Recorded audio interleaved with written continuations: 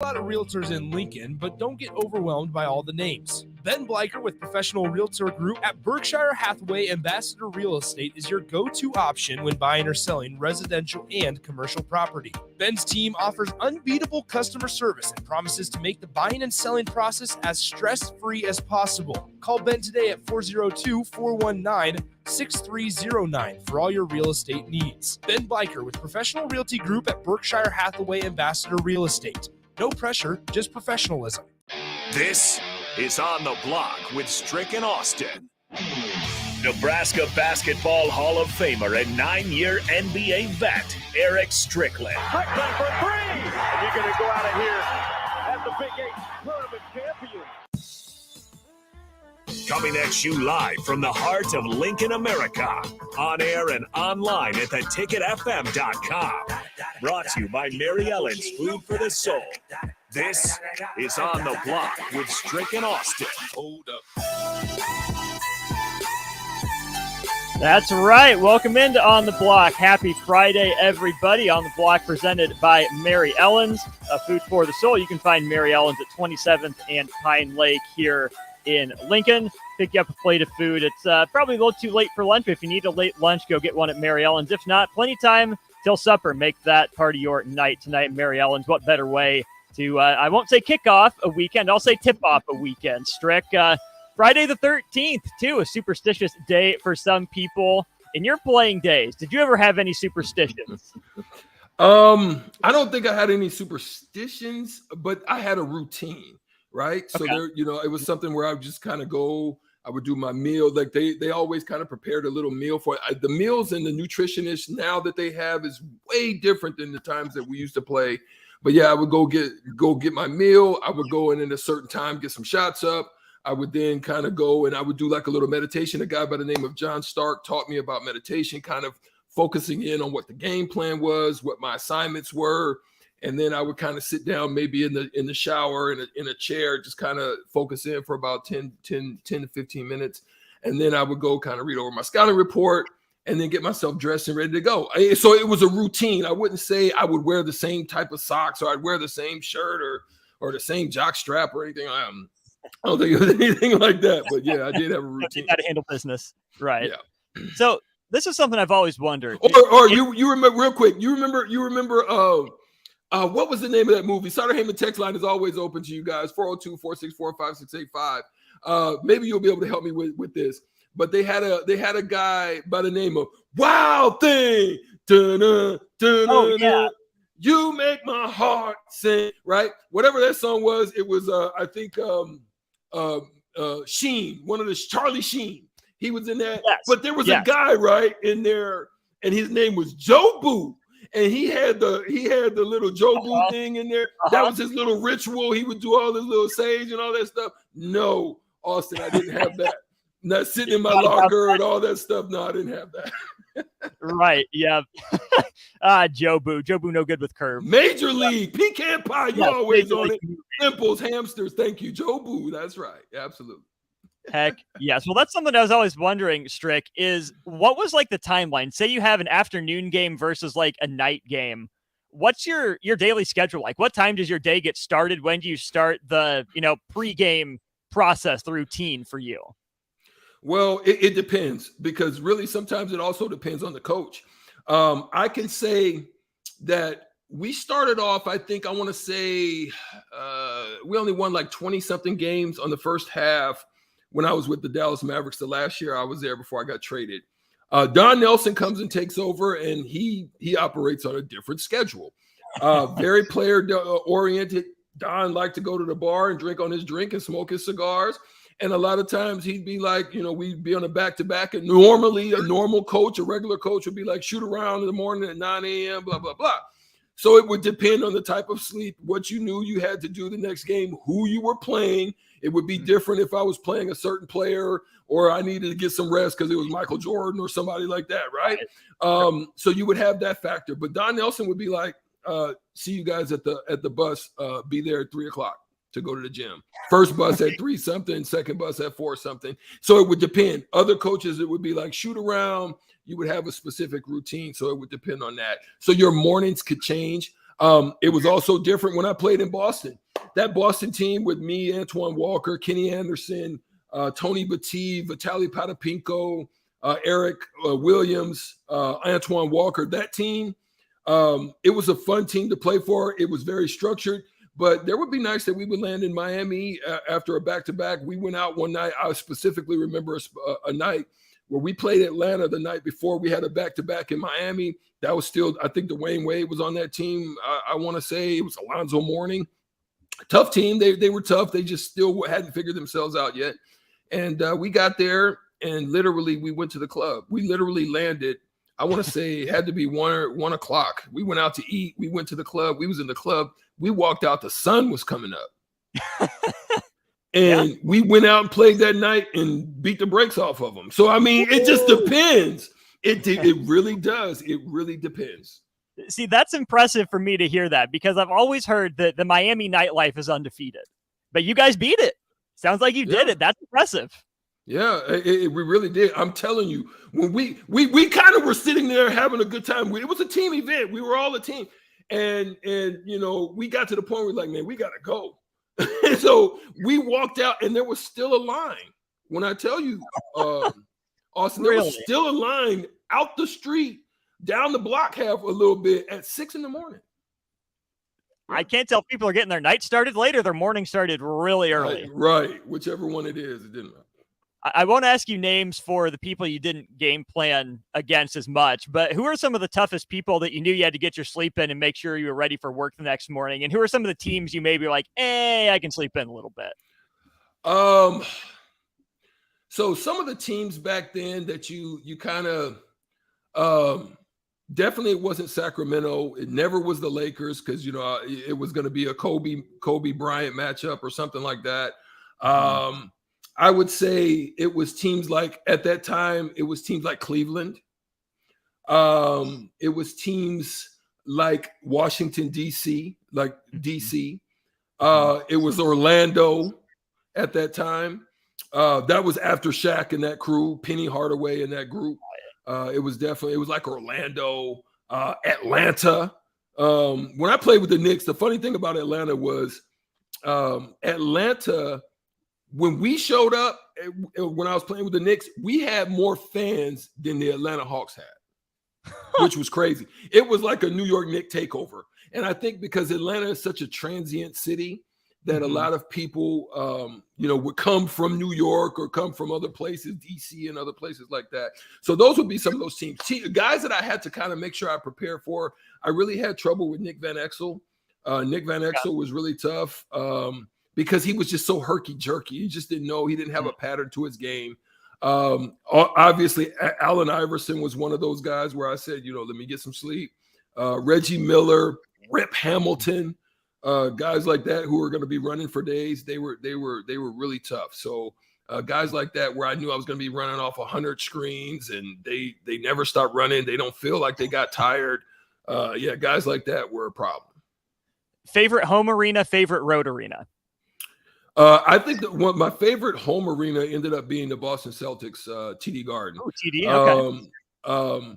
They used to, before we played our game, they used to play Guns N' Roses, and it was "Welcome to the Jungle. We got fun and game," and the crowd would be going crazy, and the lights would be flickering, and it got us so hyped, right? So that was a fun arena. It was a really tough place. People did not like to play us in that time when we played there. I would say another home one was the old Forum, not the whatever it's called now, Crypto Arena. No, not the Staples Arena. I'm talking about the Forum. Where you saw everybody, you saw the actresses, everybody was like on their own model runway. They was walking around. You might have to tell the ball boy, this is one of those things, this little inner secrets. We used to tell the ball boys when we saw something we liked, we'd be like, yo, go send her my number. That one over there. You see that one? Go send her my number. You know what I'm saying? That's awesome. That was always fun. And listen, and it was way better than playing in Clipperville, because Clipperville used to be played at the old Coliseum.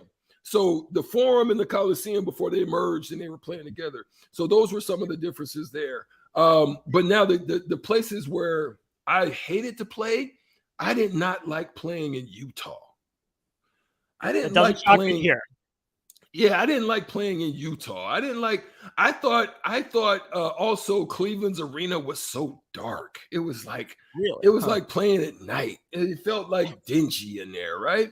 Some of those places I did not like, and I did not like playing at the old Alamo Dome just because it was just so spacious, and I had trouble with the depth perception and stuff like that. So those were some of the places I didn't like playing. It's funny you mentioned the Alamo Dome, Strick, because the Spurs are headed back there tonight. They're hosting the Warriors there, and they're supposed to break the all-time single game attendance record. That's the other thing, too. I mean, you mentioned just how big that Alamo Dome is. Now we're playing Final Fours in football stadiums. I mean, Syracuse playing in the Carrier Dome. That's bizarre. Don't you? Why wouldn't you play your highest level of the sport, whether it's March Madness, the NCAA tournament, or it's just an NBA game, the highest level of the sport? Wouldn't you want that in a basketball arena? That's something that guys are used to for the best possible product.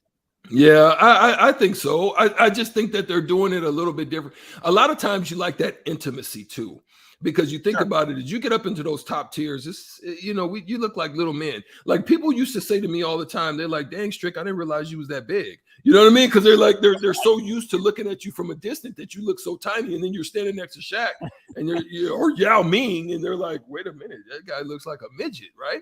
And then they get up on you and they're like, wait, dang, I didn't realize. And they say the same thing about Steve Nash. They like, dang, I didn't know Steve was that big. You know what I'm saying? Like Steve's 6'2". You know what I'm saying? So you just look so small when you're out there with those other groups. And so, yeah, I can understand that.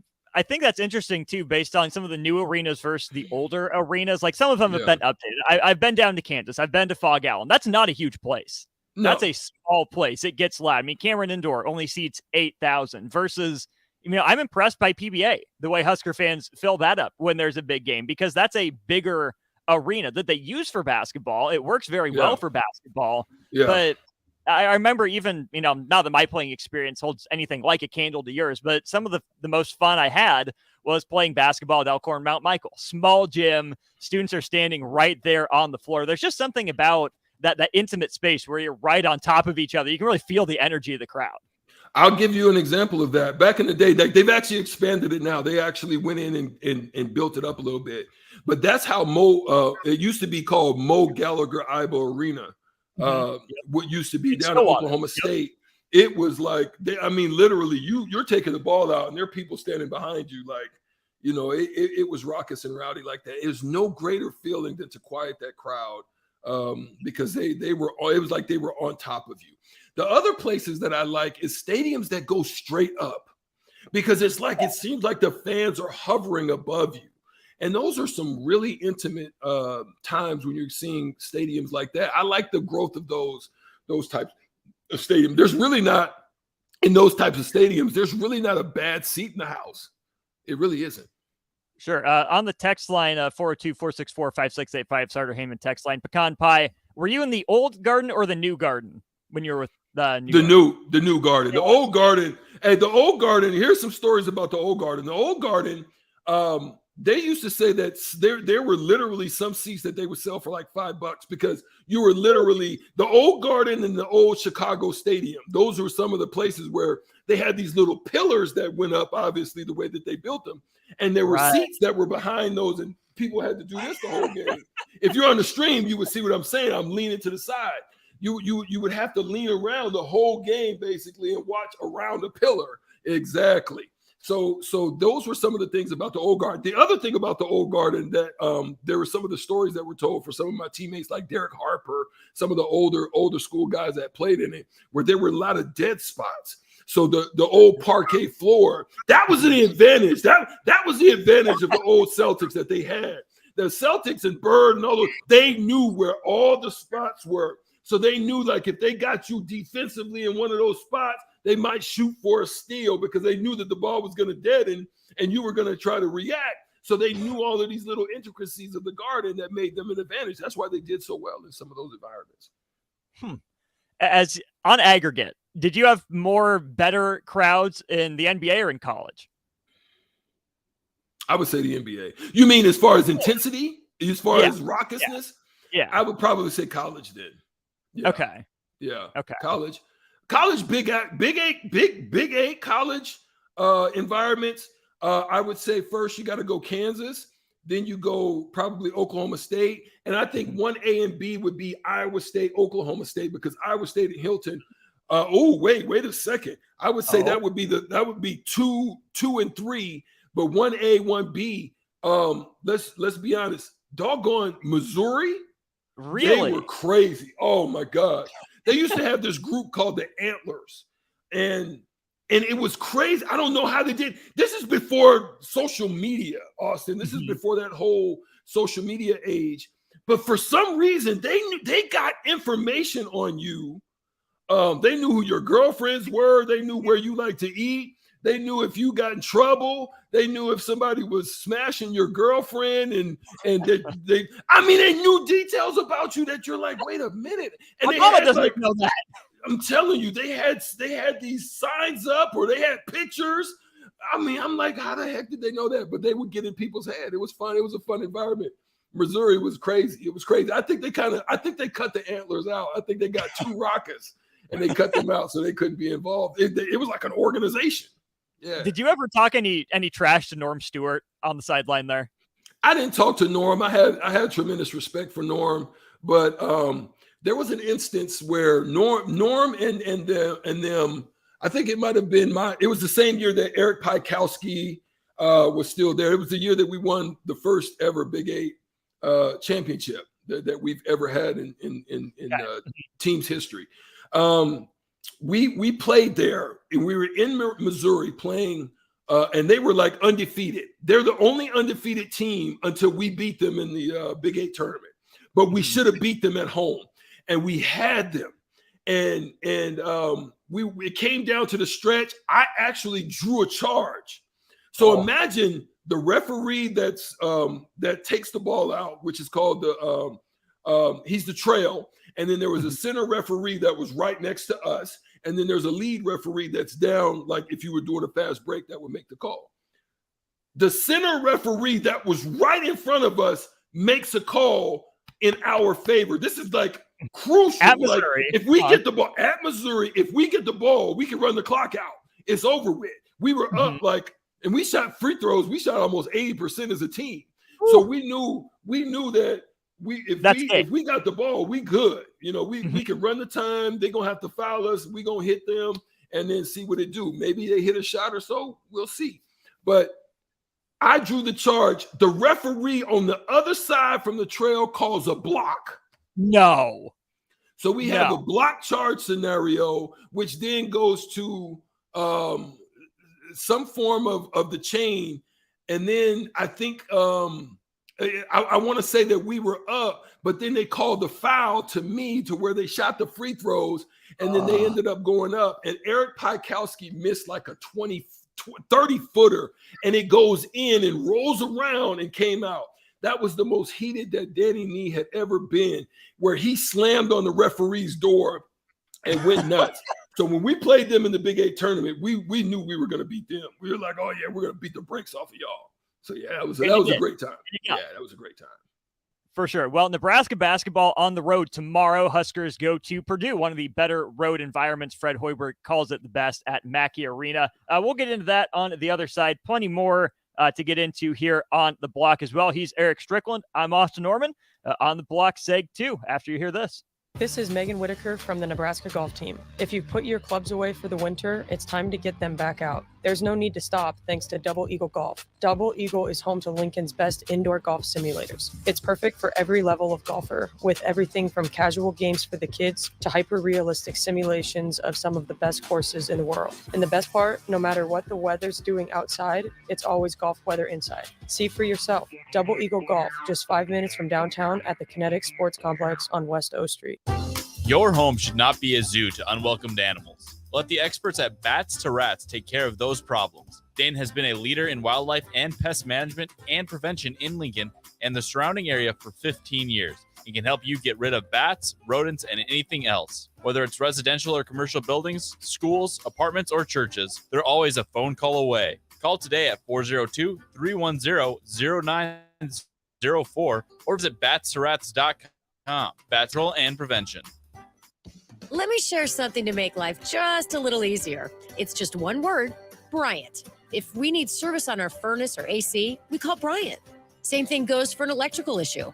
If I have a problem with my faucet, a toilet, a drain, or a water heater, I don't need to know how to fix something. I just need to know who to call. And at our house, it's Bryant. Bryant's Air Conditioning, Heating, Electrical, and Plumbing. Just one call. 467-1111. Remember, we do whatever it takes. Hey guys, Nick Sadert here, and I want to tell you about my friends at Spine and Sports Chiropractic. I experienced a herniated disc in my lower back a few years ago, and thanks to the folks at Spine and Sports, I got back to feeling 100%. At Spine and Sports, they use the active release technique, which involves the soft tissue and can alleviate headaches, shoulder pain, plantar fasciitis, and more. What I like most about the ART method is that your doctor will construct a plan that fits your needs because the technique is not a cookie-cutter approach. Allow Spine and Sports Chiropractic to help you feel better. Set up your appointment today by giving them a call at 402-261-6841. Problem gambling affects more than the gambler. It affects spouses, children, extended family members, and friends. If you are a loved one who's struggling with addiction, contact Choices Treatment Center's helpline at 402-476-2300. That's 476-2300.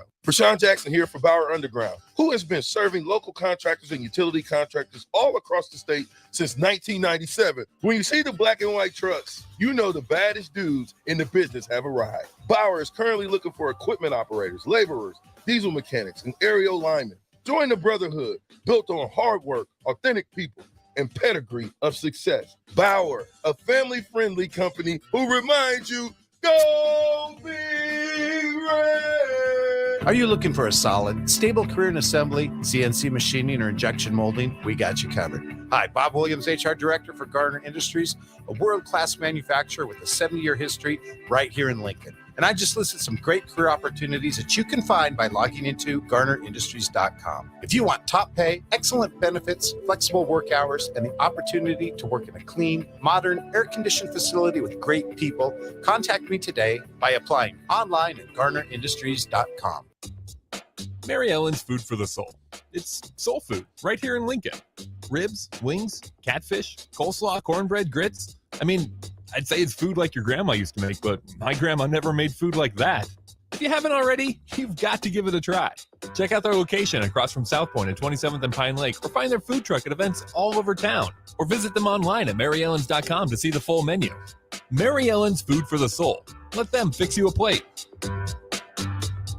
Hi, Sean Callahan here of HuskerOnline.com, inviting you to join us here on 93.7 The Ticket every Saturday morning now in our new time. We're on from 8 to 9 with the weekly Husker Online radio show. We'll give you the latest in recruiting. We'll talk about what's going on with both football, basketball, and we'll probably share a few stories from the inside. It's every Saturday morning right here on 93.7 The Ticket. It's the Husker Online radio show from 8 to 9 a.m. Back to On the Block with Strick and Nate on 93.7 The Ticket and theticketfm.com.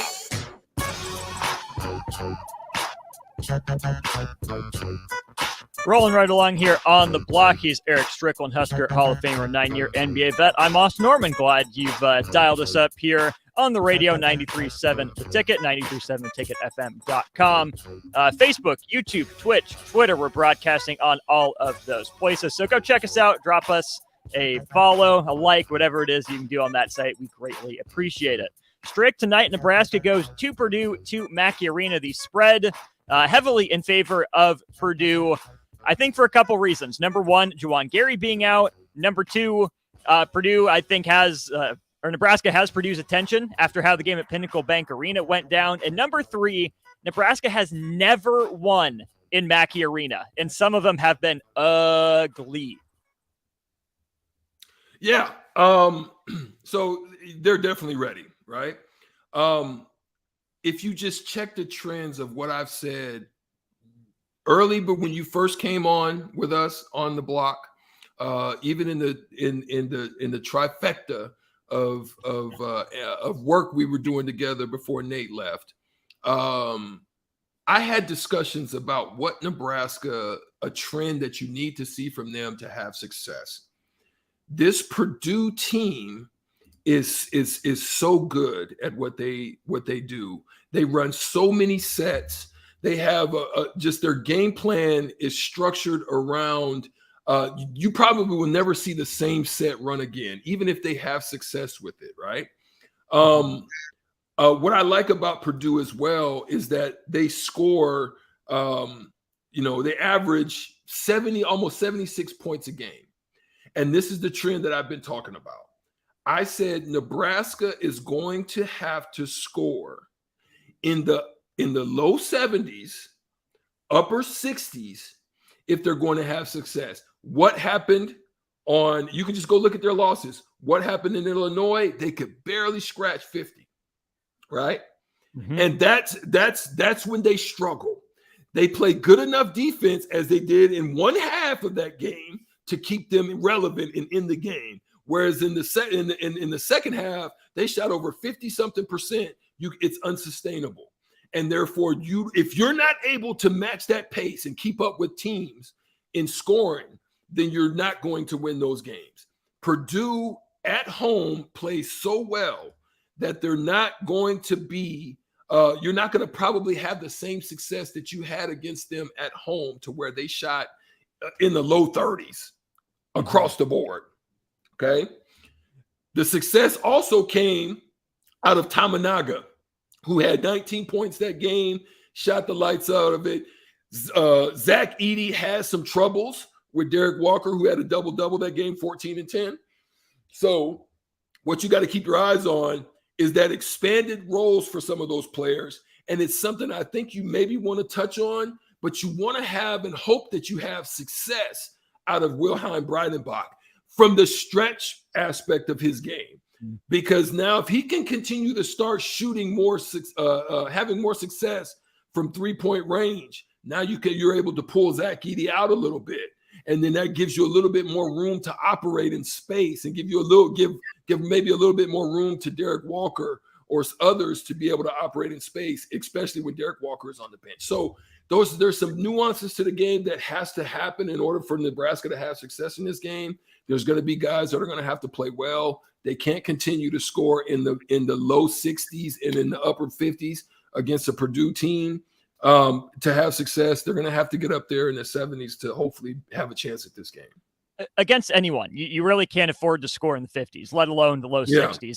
I did some digging. Nebraska has won twice this year scoring in the 60s is all. They beat Creighton 63-53, and Creighton put up like 43s and made very few of them. The other one was against Iowa, when Iowa had an off night. Again, you can credit Nebraska's defense, who absolutely should, but if you're going to score in the low to mid 60s, the other team's got to have an off night, just the way college basketball is played now. If you're scoring in the 50s, there's really maybe one team you can get away with playing in the 50s with, and that's Rutgers. But that's exactly their style of game that they want to play. Other than that, you have to find a way. 65 should keep you in most games, and if your defense is good enough, 70 should win them. Is that fair? That's what I was saying for this team, and that's why I think there has to be some expanded roles. That's why I think it's unsustainable for their starting groups to play those type and log those type of minutes, over 30 minutes a game, upper 20 minutes a game continuously. I think they need to be able to expand those opportunities for them. So we'll see. I mean, it's going to be a tough road, uphill battle for them up in Purdue in West Lafayette. So you mentioned those expanded roles. You touched on Wilhelm Breidenbach. We still don't have the starting lineup for tonight. Obviously, we're a few hours away from tip-off yet. But Fred Hoiberg said earlier in the week that with Juwan Gary's shoulder injury, he's being held out against Purdue. So it will be either Denham Dawson or Wilhelm Breidenbach to start. Which one makes more sense for what Nebraska wants to do? Well, for me, I think you're going to need size, because you're going to want to rebound. You're going to want to match their rebounding. So you're probably going to need size, but I could also see that they can start with defense. Set a tone early. Denham Dawson, if you're willing to run, I think against Purdue, you have to not only get easy opportunities. So that means you got to get out and push tempo, right? In order to have success, because if you are just going to be willing to stay in a half-court offense against Purdue, you're in trouble. Last game they had 7 blocks. So listen, if you're willing to play that game and you're not willing to shoot the mid-range, good luck to you. trying to win that game, right? So you're going to have to push. I say you push because why not take advantage of Breidenbach, Walker? I only maybe would settle a little bit if you're going to use Keita and use Keita as an extra body to body up, maybe put an extra foul or two, maybe to, wear down Edey a little bit. But he doesn't run like a gazelle like Breidenbach and Walker can. I think you run them. You have to run them for easy opportunities to put more points on the board. Because other than that, if you're going to stay in a half-court offense, you're not going to have much success against this team. They play very good defense too. Very good defense as a team, but also Zach Edey 7-4. Derek Walker has had some success, but again, Zach Edey right now is probably the national player of the year. He's good. And that's exactly the style Purdue wants to play where, yeah, sure, they'll take advantage in transition if they get it. But I'm with you. They want to play in the half court because Zach Edey's that good, because he's a cheat code. He's a glitch in so many ways. So getting out in transition for Nebraska, I think that their guards, Bandamel, if he can get out and run, I think he's more explosive than Purdue's guards. I think that's a good place for Casey in transition, for CJ Wilshire as well, since he's not as athletic maybe, but if he can, work hard, run the floor on these guards, and get him some easy opportunities as well. So let's say that it is Wilhelm Breidenbach in the starting lineup. And you're coaching.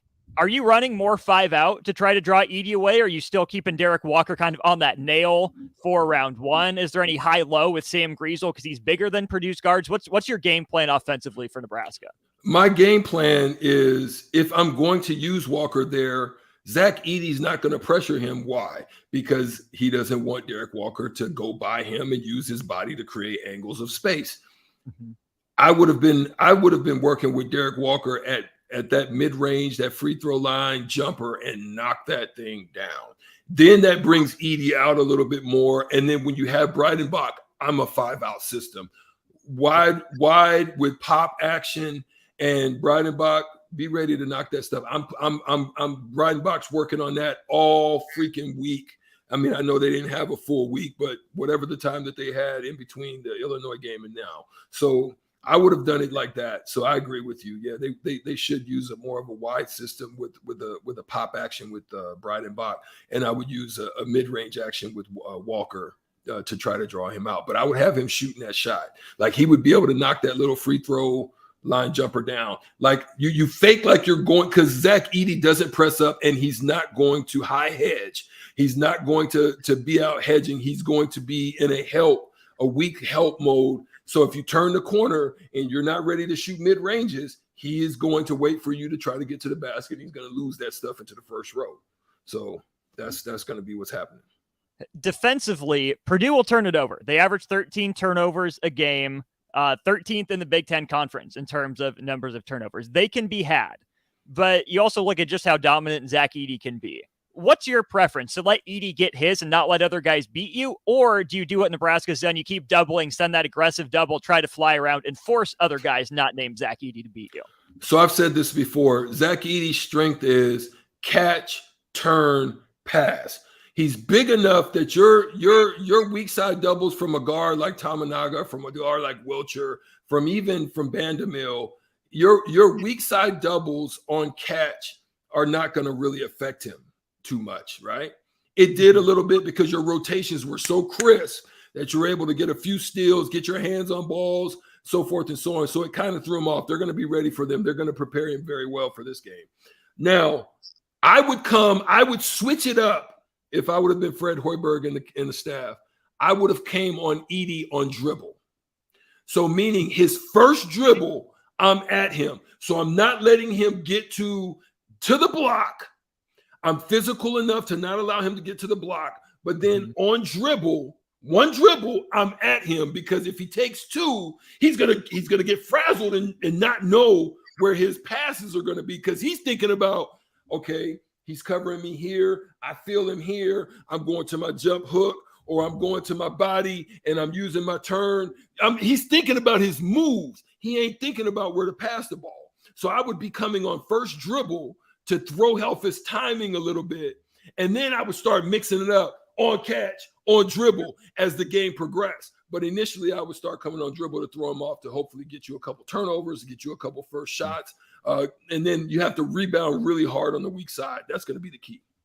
That's where I think Juwan Gary's absence hurts. He's a more than willing rebounder. He always crashes the glass. So whether it's Breidenbach or Denham Dawson in the starting lineup, those guys can't just be tall. They have to go get that ball, because if you have that much attention on Edey, you do send that second guy, it makes it that much more important for those backside guys to make sure they're in position. And even if they're not the ones getting the rebound, get a body on someone. Just make sure Purdue doesn't get it, because one shot is bad enough for Purdue. They have some good shooters and some high percentage look guys like Zach Edey. If you give them another chance, especially at home, that could be lights out.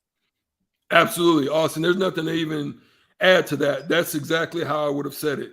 You can't give them multiple. That's why I say rebounding is a key. They have to be in close proximity with their rebounding numbers. Otherwise, it's going to be a long night for them out Purdue. And then I think they have to up their tempo in order to give them opportunities, not only in the half court. Yes, you run the half court.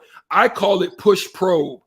But see, this is where point guard situations are different. Griesel is not your traditional point guard, right? He's a workable point guard, very similar to probably me, except the difference is I was a pushing point guard. I can push, get in, probe, pressure you on the offensive side, and if something opens, I can get there, or I can also dish it off, right? Whereas Griesel is looking for setup, he's looking for post up, he's looking for, those are his probe methods. But see, he doesn't have a push to be able to get deep and do like a Steve Nash or somebody like that, or a Steph Curry who can continue his dribble, or Chris Paul and continue his dribble out to a mismatch situation, or to another situation where you have the ability to then create again and then create those mismatch opportunities in the passing of guys around the perimeter. So I don't think they have that. I don't think Vandermill can do that. I know CJ Wilcher can't do that. Tamanaga has a little bit of capabilities of doing that, but he doesn't do it enough. So that's going to be the thing to watch. Speaking of that style you want to play, is this a Jamarcus Lawrence game? I know he's a freshman. I know it's a big game on the road, but he strikes me as more of that jitterbug that can get out in transition, that can run, do that probing. Do you give him a look tonight if your strategy is to push? You have to see. You have to see if it works. I mean, right now, throw everything against the wall and see if it works, because your strategy against him, if it's going to be a half-court strategy, it's not going to be a good one. It is not. Last thing before we get to the shootout, Nebraska and Purdue, 6 o'clock tip-off. Watch it on BTN. Is Purdue the best team in the conference? Right now, they're tied with Michigan State at the top in conference record. We're about a quarter of the way through. Most teams have played 5 conference games. Some have played 6. Purdue's 4-1 in conference, 15-1 overall. Michigan State 12-4, also 4-1. Rutgers just a half game back, 12-5, 4-2. For my money, Purdue's the best team in the conference. I think I trust them, and I trust Matt Painter the most. Would you agree? I just think their system is solid. I just think their system, they really let me down. I had them going really deep in the tournament with Ivy and that crew last year. They have a letdown potential to me. Michigan State has a dog mentality to me as a collective, right? Sure. One of the things that I like about Michigan State is their point guard play, right? I really love the way that they play the point guard position. For me, it's their ability to move the ball, to be unselfish. I like Tyson Walker leading the charge for them. They have great balance. It's one of those situations like I hope to see with Nebraska. AJ Hogard is a freaking great leader as well. Joey Hauser is a freaking assist magnet. Is a rebound magnet. He's a guy that handles himself on the inside, shoots great free throws. As a team, they shoot 75%. So they do everything solid. I actually like Michigan State as a whole. I think AJ Hogard is an assist machine. He's a guy that can get there, make the right plays for them. They take care of the ball pretty well as well. So they only turn the ball over, 9 times a game? That's under 10. So they've got a lot of solid components that I like about with this team. They're deep. They're willing to go deep. And they've got multiple guys that can hurt you. That they do. That'll put a bow on our Nebraska basketball discussion. Again, Huskers and Purdue tonight, 6 o'clock tip from West Lafayette, Mackey Arena. On the other side, we got the shootout with Strick, looking at NFL playoff teams some news and notes about their season, some questions for Strick to answer, and then for you want to play Shootout with Strick, your chance for $15 to Buffalo Wings and Rings. Call now the Honda of Lincoln hotline. That's 402-464-5685. Again, 402-464-5685. What do you know about NFL playoff teams? Your chance to play the Husker Hall of Famer after this. When you were a kid, clubs were cool. Robotics club, space club, and stuff like that. But what do adults get? Book clubs and quilting clubs? No, forget that. How about a margarita club? Get to Upside Bar and Lounge and join the best club in town. 10 flavors of margaritas like Maui Wowie, burnt pineapple, and mango tango. Try all 10 of them and receive your own souvenir margarita glass. Make it your new Monday night tradition. $4 margaritas and $4 taco baskets. Grab the crew and head on over. Monday nights or any night. Upside Bar and Lounge at 29th and Pine Lake. Food right here in Lincoln. Ribs, wings, catfish, coleslaw, cornbread, grits. I mean, I'd say it's food like your grandma used to make, but my grandma never made food like that. If you haven't already, you've got to give it a try. Check out their location across from South Point at 27th and Pine Lake, or find their food truck at events all over town, or visit them online at maryellens.com to see the full menu. Mary Ellen's Food for the Soul. Let them fix you a plate. You were almost home when suddenly you find yourself battling off the germs that cause sore throats. Luckily, you've been training for this moment by staying up to date on vaccinations, washing your hands, disinfecting surfaces at home, and avoiding touching your face. And thanks to the great tips at catchgoodhealth.org, you're on your way to being the very best at staying well. Don't let the Pikachu damage your health this cold and flu season. Instead, start your training today at catchgoodhealth.org. Look at your car. It's filthy and probably has a few dings and nicks all over it. Don't be that guy. Get it upgraded and repaired at Renew Your Auto. At Renew Your Auto, they offer tons of services: ceramic coating, window tinting, paintless dent repair, washes and details, bed liners, body shop, and more. Where can you go to get services like that all in one place? Schedule your appointment today at renewyourauto.com. See what Renew can do for you. Pillar Restaurant Group is proud to announce the full opening of our brick-and-mortar venue-at-home store, Lincoln's new premier specialty grocers. This store is home to our brand new Butchery by Venue. Get the finest Nebraska steaks, hand-cut in-house by our butcher, prepared for our restaurants, and available for you to take home. With hand-selected specialty seafood, charcuterie, wine, bourbon, and liquor options. Come in today to see what we have to offer at 70th and Pioneers in the Pioneer Woods Shopping Center. Open from 10 a.m. to 7 p.m., Monday through Saturday. Acres, your John Deere dealer, is offering blowout savings on in-stock 2022 compact tractors and mowers. Make quick work of chores around your acreage and save over $4,000 on select John Deere compact tractors equipped with a loader and rear blade. Or save up to $1,000 on select 2022 John Deere Z-Trax and lawn tractors. Visit your local Acres store or acres.com to get these great discounts. Acres, solutions for every field. Discounts available on in-stock units while supplies last. Nutrition Authority presents Fusion 30, an ultra-clean protein powder ideal for anyone wanting to look better, feel better, or perform better. Fusion 30 can only be found at Nutrition Authority. Stop in today for a free sample, visit with a certified nutritionist, and get better than internet pricing. For store info, visit mynutritionauthority.com. Bagels & Joe is celebrating 30 years of business this year. With 4 Lincoln locations and 1 in Seward, there's more options for your favorite breakfast spot in town. And don't forget the Joe card for unlimited drip coffee for just $8.95 per person per month. Bagels & Joe, celebrating 30 years of serving Lincoln and the surrounding areas. At first, I was really nervous and intimidated to buy a ring. I wasn't sure what I was getting into. My experience at Starter Heyman was very easy. I felt like I walked out of Starter Heyman with the ring that was going to make her go wow and say yes. I love my ring. It is so beautiful. I absolutely love my ring. I get compliments on it all the time. I always tell them Starter Heyman. Yeah, we would definitely recommend Starter Heyman. Yeah, it was great. We're definitely coming back. Sure. Sutter Heyman Jewelers, Lincoln and Grand Island. SutterHeyman.com. 93.7 The Ticket. Fox KFXL weather. Sponsored by John Henry's Plumbing, Heating, and Air Conditioning. We should see partly sunny skies by this afternoon. A seasonal day as we'll top out near 36. Winds turning out of the south at around 10. Overnight, a low dropping down to around 26. Much warmer tomorrow with a high of 48. South winds, though, could gust over 20 at times. I'm meteorologist Tim Wright for 93.7 The Ticket and theticketfm.com. It's time to play Shootout with Strick. Call now, 464-5685, to take your shot against Eric Strickland. Shootout with Strick. Brought to you by Buffalo Wings and Rings. Time to play the game! It is time to play the game. The Shootout with Strick. Still need a caller. 402-464-5685. That's the Honda of Lincoln hotline. Call in now to take on the Husker Hall of Famer in some trivia. Looking at NFL playoff teams today, not just the games, some players, some team stats. That's what we're looking at here. So if you think you know the 14 teams that are in the NFL playoffs, call in for your chance to win $15 to Buffalo Wings and Rings. Again, the Honda of Lincoln hotline, 402-464-5685.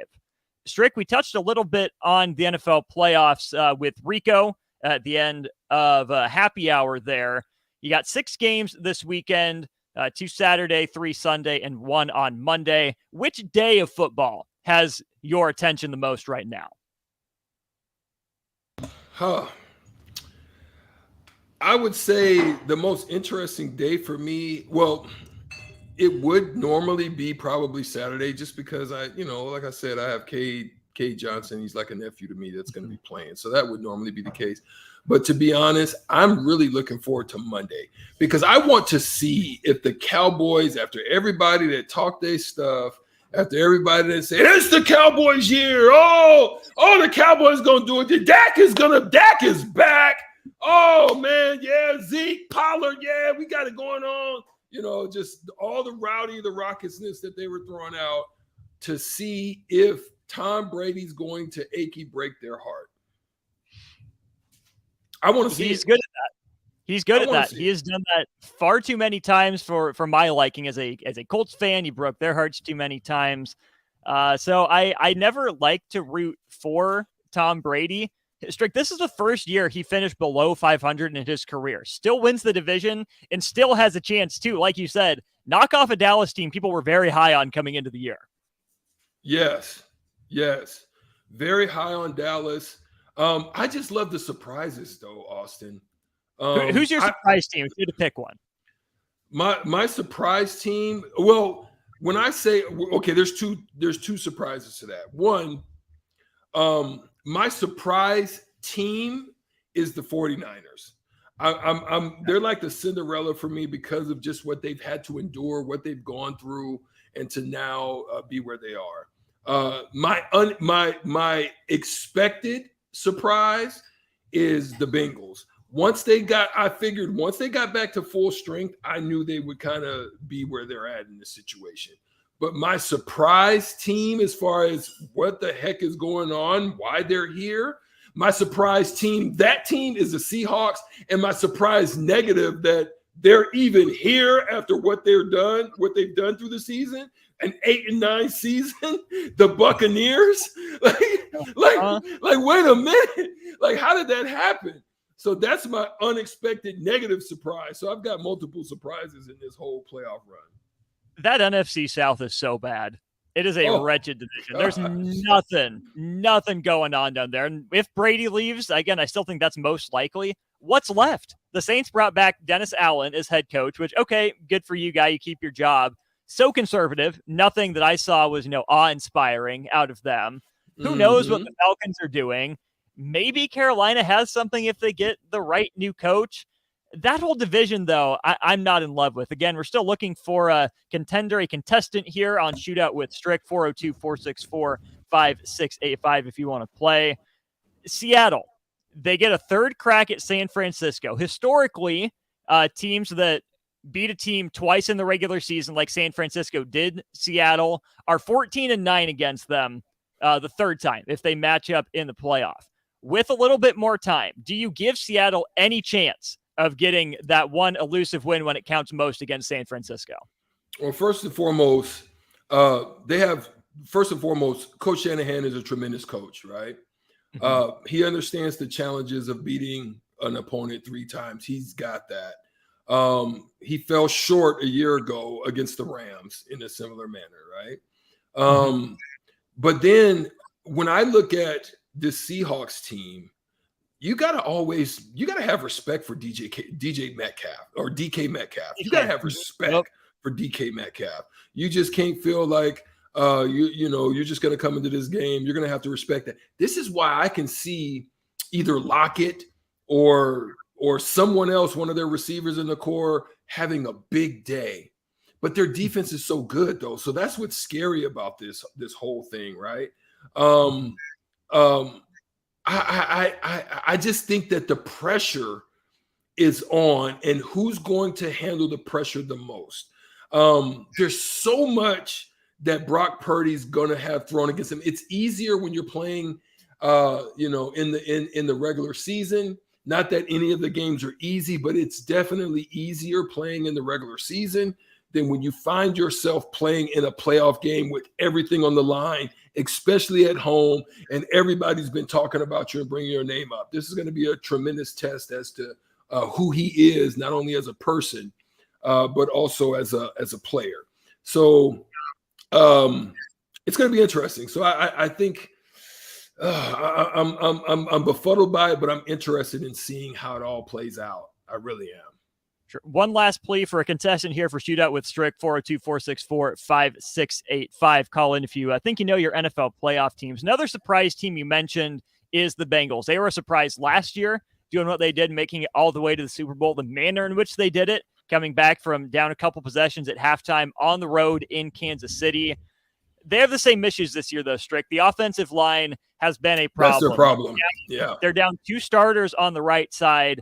And that's what Baltimore has done basically its entire, history of a franchise, is find a way to get after the passer. Joe Burrow was able to survive it last year against Tennessee, against Kansas City.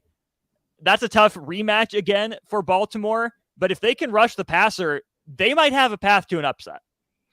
Yeah, they're. But what you're saying is when they're going to have to rush the passer, right? But they're going to have not only success, but they're going to have to create turnovers. Like you just can't just get there and over time think that Joe Burrow and that crew's not going to work it out. They're not going to find shorter routes. They're not going to be able to get the ball out a little bit quicker. There is some success, though, that the Ravens can draw from. I think the success would have felt more someone that I could fathom, somewhat I can fathom if Lamar was playing. Because Baltimore is 6-0 on the road in wild card games. So, I would have given them a chance if I knew that Lamar Jackson was playing, but that's not necessarily the case. So the Bengals have their big three: Jamar Chase, T. Higgins, Tyler Boyd. Mm-hmm. What you going to do with that? If you don't get to Burrow, one of those 3 guys, Chase has 1,046 yards.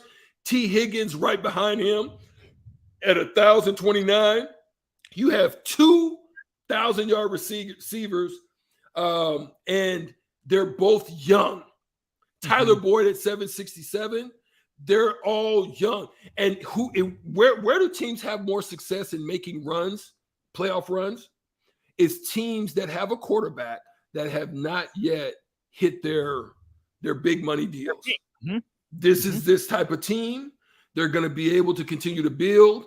This is another opportunity of growth, and they're still young and getting better. So this is why I think the Bengals are dangerous teams if they can work out their issues on the line. Strick, we do have a contestant. We're going to pause 10 seconds, get our ID in here quick, and then we will play the game show. You got 10 seconds to get ready to play Shootout with Strick. This is Lincoln's home for sports talk on the FM dial. Also online at theticketfm.com. On the internet. KNTK FM Firth, 93.7 The Ticket. All right, we go to the Honda of Lincoln hotline here. We welcome in James. James, thanks for calling. You ready to play the Shootout with Strick? Yeah, absolutely. I'm already 2-0 against them, so let's go for 3. Ooh, going for 3. Some smack talk, Strick. You hear that? They Google me to death, so I'm used to it. I bet if I let him go first, I'd probably win. Well, the rules of the game have it so you go first. Exactly. Maybe we can get a new commissioner in here and change the rules. But for today, Strick, you're going to go first. So, James, hold on the line. I will give Strick his questions first. Strick, you ready? All right, let's go. All right, Shootout begins in 3, 2, and 1. He's the oldest starting quarterback in the AFC playoffs. Patrick Mahomes or Joe Burrow? Mahomes. Yep, this team went worst to first in its division. Jacksonville or Minnesota? Jacksonville. Yep, they had the best completion percentage of any team this season. Cincinnati or Seattle? Cincinnati. Nope, Seattle. They allowed the fewest sacks in the league this year. Dallas or Tampa Bay? Dallas. Tampa Bay. This team had 11 games decided by one score or less this season. The Vikings. The Vikings, it is. Strick, that's a 4-point showing for you. Way to go. 4 points. I should have been flawless. I knew those other ones. Sorry. Look at you go. All right, James, you need 4 to tie. You got to have almost a perfect run to win. How are you feeling in your quest to three-peat against Strick? Yeah, we'll try. We'll give it a shot. All right, well, we will get going to the shootout here in 3, 2, and 1. He was the final pick in the 2022 NFL Draft. Skylar Thompson or Brock Purdy? Brock Purdy. Yep, they rushed for the fewest yards of any playoff team this season. Tampa Bay or Los Angeles? Los Angeles. Nope, Tampa Bay. This franchise has the last perfect season in NFL history. Miami or Dallas? Miami. Miami. Yep, this franchise has never won a playoff game in back-to-back seasons. Minnesota or Cincinnati? Minnesota. Nope, it's Cincinnati. This team scored the most touchdowns in the league this season. 7, 6, 5, 4, 3, 2, Minnesota. 1. It was not Minnesota. The answer is Kansas City. James, thanks for playing, but that means the dub goes to the one, the only, our man, Eric Strickland. Strick, 2 in a row. Let's go. Let's go. Let's go. I love it when they talk to me dirty. Fires you up. I can tell. Motivates you. James, thanks for playing. Your chances to win aren't done, though. Right now, since Strick wins, we will give the $15 to Buffalo Wings and Rings away to caller number 3 on the Honda of Lincoln hotline, 402-464-5685. Call now for, if you're caller 3, you get those $15. Strick gets 2 in a row. We got hour 2 coming up on the other side here of On the Block. Plenty more to get into. We got Strick's picks, a full NFL wild card weekend, some college basketball, some NBA sprinkled in there as well. Maybe chat some college football, some college basketball before we bring DP&J in for the crossover. You're listening to On the Block here on 93.7 The Ticket. We'll be back after this. Attention all Wings fans. 89-cent wings are back on Tuesdays at Buffalo Wings and Rings in Lincoln. Enjoy the best wings in town for boneless or traditional at a price that makes the whole family happy. And now at the Williamsburg Village Wings and Rings, you can enjoy $1.50 tall boys in Bud Light, Coors Light, Busch Light, and Michelob Ultra every day after 7 p.m. and all day on Sundays. Get to Wings and Rings today and make sure to stop by on Tuesdays for 89-cent wings. Hey, it's Chad with Nutrition Authority talking about Cleanse and Lean. Cleanse and Lean helps eliminate that dreaded bloat and water retention that many of us deal with on a day-to-day basis. Cleanse and Lean is a great way to jumpstart any weight loss program. Cleanse and Lean is only available at Nutrition Authority. Stop in or for store info, visit mynutritionauthority.com.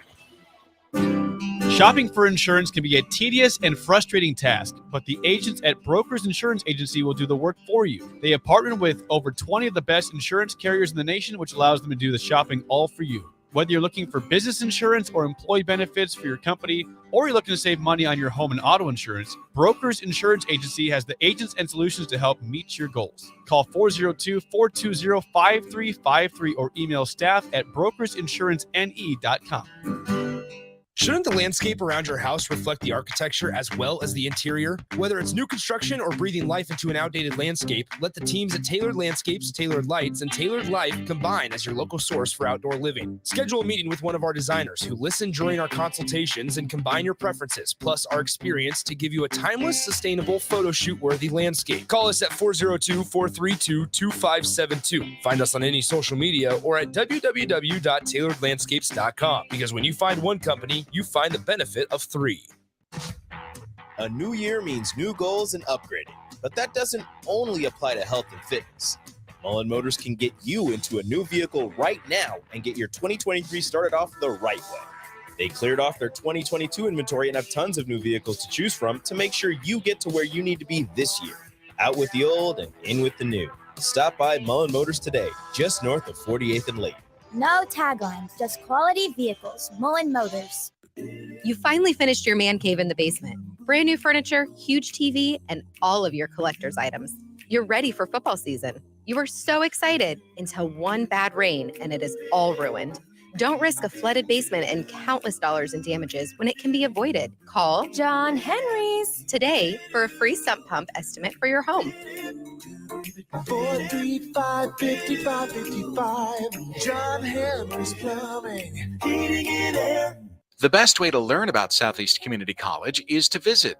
And you can check out our spaces before you visit in person with a virtual campus tour. An opportunity to see our campuses in Beatrice, Lincoln, and Milford as you learn about our programs and areas of study. There are virtual tours of our learning centers too. We can even take you on a personalized virtual tour. Learn more on our website, southeast.edu/visit SCC. SCC, your path to possible. The Force will be with the Lincoln Stars on Saturday, January 14th on Star Wars Night at the Icebox. Various Star Wars characters will be on hand, and you can get in on the fun by purchasing a McDonald's Family 4-pack. You'll get 4 tickets and 2 Star Wars-themed pucks for $65. Purchase your tickets now online at lincolnstars.com or by calling 402-474-7827. Hi, Sean Callahan here of HuskerOnline.com, inviting you to join us here on 93.7 The Ticket every Saturday morning now in our new time. We're on from 8 to 9 with the weekly Husker Online radio show. We'll give you the latest in recruiting. We'll talk about what's going on with both football, basketball, and we'll probably share a few stories from the inside. It's every Saturday morning right here on 93.7 The Ticket. It's the Husker Online radio show from 8 to 9 a.m. This is On the Block with Strick and Austin. Nebraska Basketball Hall of Famer and 9-year NBA vet, Eric Strickland. Strickland for 3! And you're going to go out of here as the Big 8 tournament champion. Coming at you live from the heart of Lincoln, America. On air and online at theticketfm.com. Brought to you by Mary Ellen's Food for the Soul. This is On the Block with Strick and Austin. Hold up.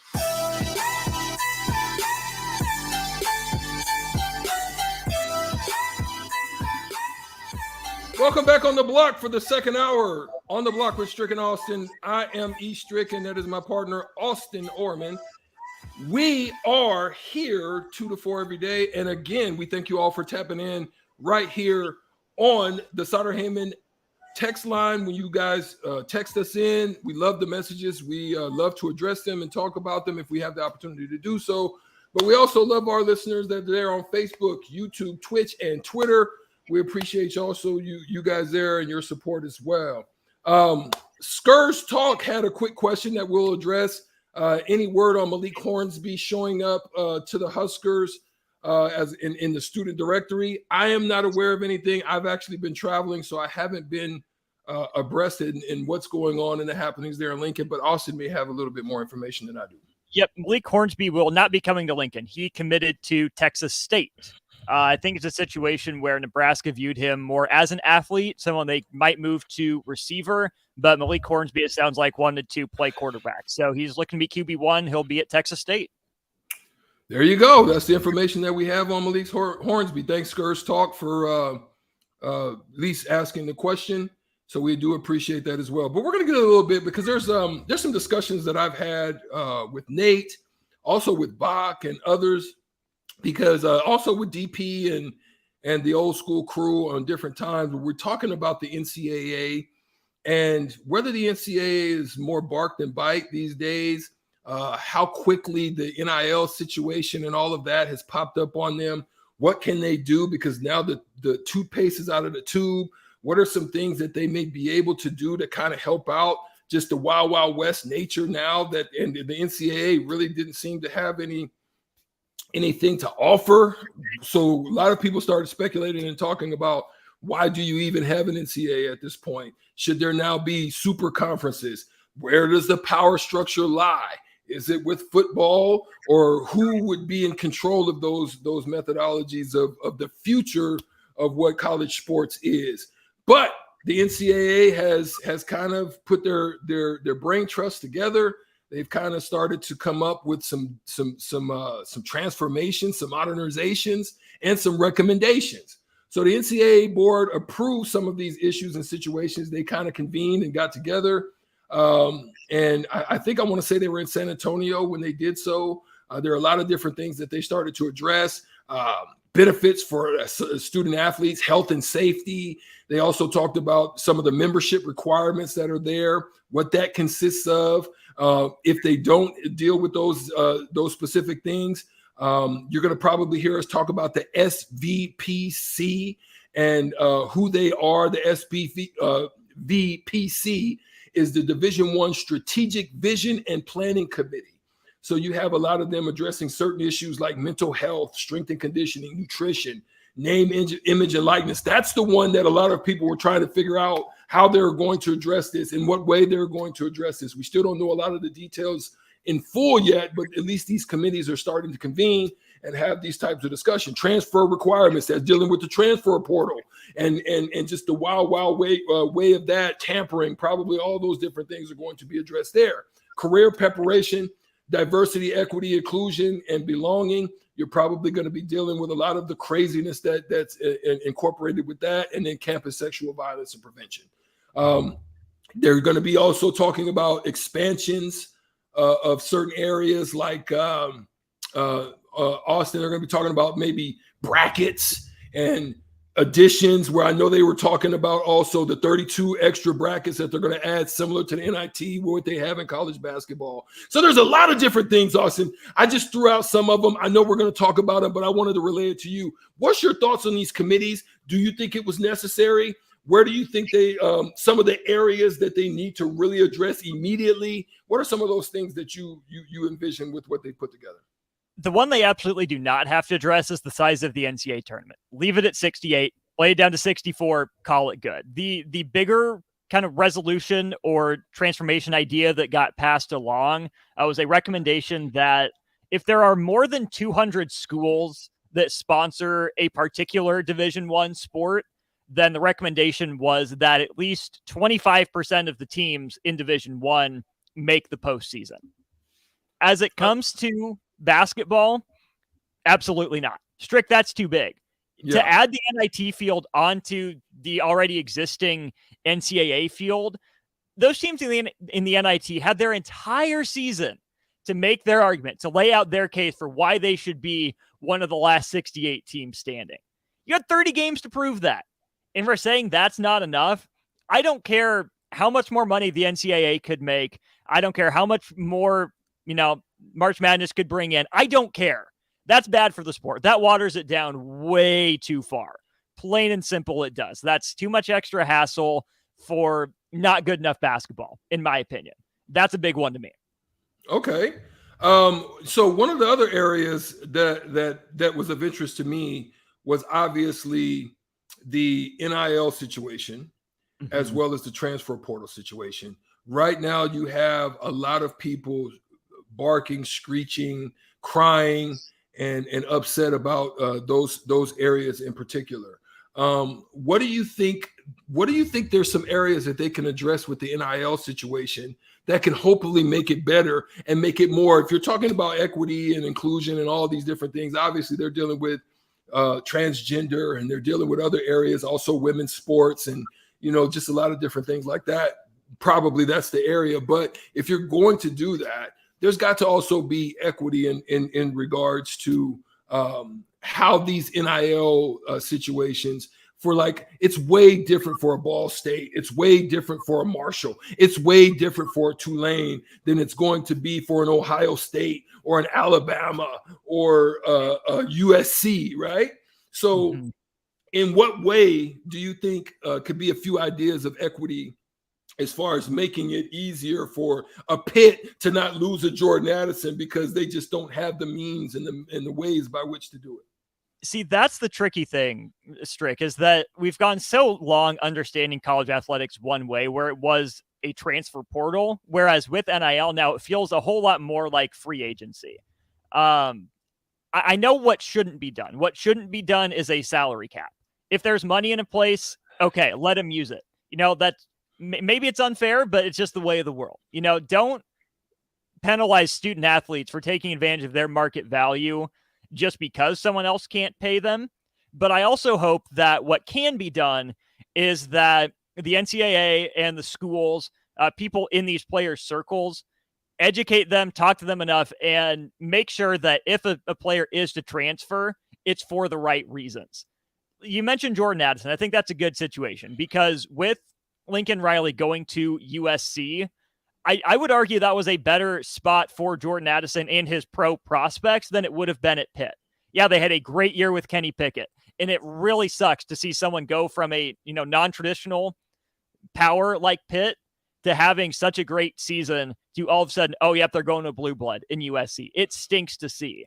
But that's kind of always been the way of the world. It feels a little dirtier because of the NIL, because it feels like, oh, yeah, he's going out there for the lights and the cameras and make money before he can make money. I just hope that the kid made the decision based on, hey, I'm going to play in an offense that better suits my talents. I'm going to have more opportunities, going to have more eyeballs on me to give me a better NFL draft position. Because if he did it just for the NIL money, that's wrong to me. And I hope that parents, advisors would have been in his ear saying, hey, this is a big deal, not just to you, but think about how this affects Pitt. Think about how this affects USC and how you're going to be perceived by people at the next level. So even if it was the right decision for his, long-term interests, I hope that's why he made the decision and not the NIL as the driving force behind that. Yeah, absolutely. I think I understand what they're trying to do. They're trying to get reins back on these situations. They're trying to work it out and kind of, shore up some of these issues that they've had. And I'm hoping that they're able to kind of figure it out. But it's a tough situation right now. It's hard to do so after you've kind of been out there running. It would be like a horse that's been free, and then you're trying to put reins on a wild horse after they didn't got out there and they've ran on the range, and now you're trying to put them in a stable or in something like that. That's just really tough, right? So some of the committees that they're trying to put together, I get it, I understand, but it's going to be really tough. I do like on the committee front where the transformation committee did say they wanted to put together more smaller committees that are sport specific. And I think that will be better for the sports in the long run because, yes, rules get changed every year. You hear about new rule changes every offseason. But I think that if you're able to have these committees go sport by sport, they're able to better dig into the issues facing that sport specifically instead of the same group of people worrying about every sport. If you can have a football committee, if you can have a basketball committee, even a men's basketball and a women's basketball committee, I don't know, a baseball committee, a volleyball committee, I think that'll just expedite changes that need to be made in all those sports specifically. And it'll make those sports more flexible and able to be tailored to what those players need rather than just a general student athlete need.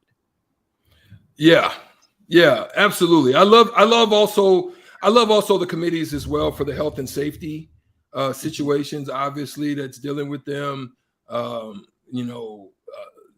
offering an extra 2 years of health, mental, and wellness opportunities for them to be able to tap into as well after they've been there, done that. I mean, it's really stressful on a lot of these kids and a lot of the things that they have to fight and deal with and battle. The regiments that they have to endure, all of that. So yeah, it's going to be an interesting thing to watch how that all plays out. Yes, it's good that they're starting this, but whether or not, again, it has any bark to it, we'll have to see. It's still yet to be seen. So we're going to keep our eyes on that here on the block as well. Is there anything else that you saw out of that was of interest to you? I'm glad you brought up the medical care post-graduation, because obviously our eyes go to the ones that make it to the next level. But knowing a number of college athletes who, exhaust their eligibility or they weren't able to get that, medical waiver from the NCAA to come back for their final year, if they have a, serious injury, they can't play and that's it for their career, they're not going on to make millions of dollars. They're not. They might not even be going on to make hundreds of thousands of dollars. So they're, just like anyone else, where they have medical bills to pay. Sometimes they can need help. And that's where I think making the universities or finding some way to assist the universities in kind of paying back the athletes for what they gave. I mean, we went so long without legal name, image, likeness, where these athletes were unable to, fully take advantage of that. I think that medical care, whether it is physical health or mental health, that goes a long way for these student athletes that maybe we knew for 2 or 3 years and then go on to, just a regular 9 to 5. I think that's a great step in the right direction. Good. That's good stuff. Also, if you guys have any ideas or thoughts on whether or not you think that the NCAA, what input that they could have, what things that you think could be implemented that can help it and make it better for college sports and also those who are a part of it, what can make it more equitable for those, smaller colleges and universities that just don't have the same means by which to compete at the same levels. Do you just let them fall by the wayside, or does the big boys just continue to beat up on the little guys, or whatever the case may be? Or it is, eat and be eaten. I mean, what's your thoughts on it? 402-464-5685. Also on the streaming lines, you can also tap in on YouTube, Twitch, and Twitter. So we're gonna take a break right now. We're gonna come back and we're gonna have a little bit of Strick's picks. We're gonna talk about the playoffs that are right around the corner, starting tomorrow, and see if we can pick a few of them and get it right. We'll find out right after this. 93.7 The Ticket, theticketfm.com. We are on the block. We'll be right back. Hopcat exists at the intersection of great beer and delicious food, complemented by music, art, community, and comfort. Home to a best-in-class beer experience served by craft beer experts, guests can expect a casual, inviting local gathering place with some of the best damn burgers and fries you'll find in Lincoln. Hopcat is your pregame headquarters for basketball and volleyball all season long. Hopcat is located at 6th and P in the Haymarket. To plan your next trip to Hopcat, visit www.hopcat.com. Every child has the ability to be successful and thrive in life, but sometimes they need your help. Big Brothers and Big Sisters of Lincoln exists to help children unlock their potential by making meaningful matches between adult volunteers and young people. Right now, there are children just waiting for a mentor to step up and make an impact in their lives. Learn more online at bbbslincoln.org. There are kids right here in Lincoln waiting to get started. Volunteer today and start something big. John Henry's Plumbing, heating and air. When it comes to your home or business, we know you have options, and that's why John Henry's Plumbing, Heating, and Air Conditioning gives you just that, options. We have plumbing, heating, and cooling memberships to serve all of your residential and commercial needs. We want to ensure you, your family, and your business are safe. Visit our website, jhlincoln.com, to find out more, or call us at 435-5555. John Henry's Plumbing, heating and air. Tune in to the Teammates Mentoring Hour each Wednesday from 6 to 7 p.m. on 93.7 The Ticket. Hear stories from the program started by Tom and Nancy Osborne and how it's changed mentors and mentees' lives and how you can be involved. The Teammates Mentoring Hour, Wednesday nights from 6 to 7 o'clock on 93.7 The Ticket and theticketfm.com. Nutrition Authority invites you to try Anarchy, which is an exciting new pre-workout for athletes and gym enthusiasts who want the most out of their workouts. Anarchy can only be found in Nutrition Authority. Remember, when you want results, the solution is simple. Nutrition Authority. Stop in, call, or check us out at mynutritionauthority.com. You were almost home when suddenly you find yourself battling off the germs that cause sore throats. Luckily, you've been training for this moment by staying up to date on vaccinations, washing your hands, disinfecting surfaces at home, and avoiding touching your face. And thanks to the great tips at catchgoodhealth.org, you're on your way to being the very best at staying well. Don't let the Pikachu damage your health this cold and flu season. Instead, start your training today at catchgoodhealth.org. Problem gambling is not just a financial issue. It's an emotional problem with financial consequences. If your loved one is struggling with addiction, contact Choices Treatment Center's 24-hour helpline at 402-476-2300. That's 402-476-2300. Shouldn't the landscape around your house reflect the architecture as well as the interior? Whether it's new construction or breathing life into an outdated landscape, let the teams at Tailored Landscapes, Tailored Lights, and Tailored Life combine as your local source for outdoor living. Schedule a meeting with one of our designers who listen during our consultations and combine your preferences, plus our experience to give you a timeless, sustainable, photo shoot-worthy landscape. Call us at 402-432-2572. Find us on any social media or at www.tailoredlandscapes.com, because when you find one company, you find the benefit of three.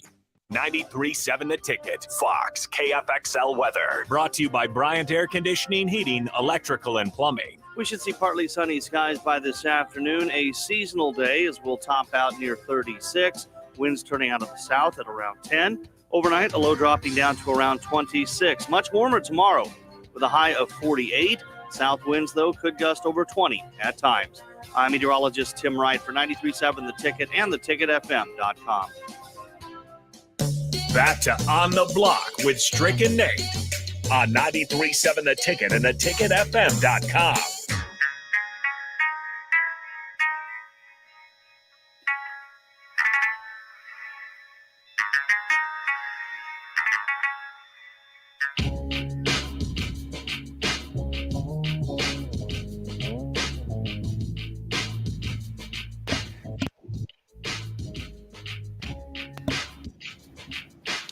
Back on the block. Once again, we're in the second hour.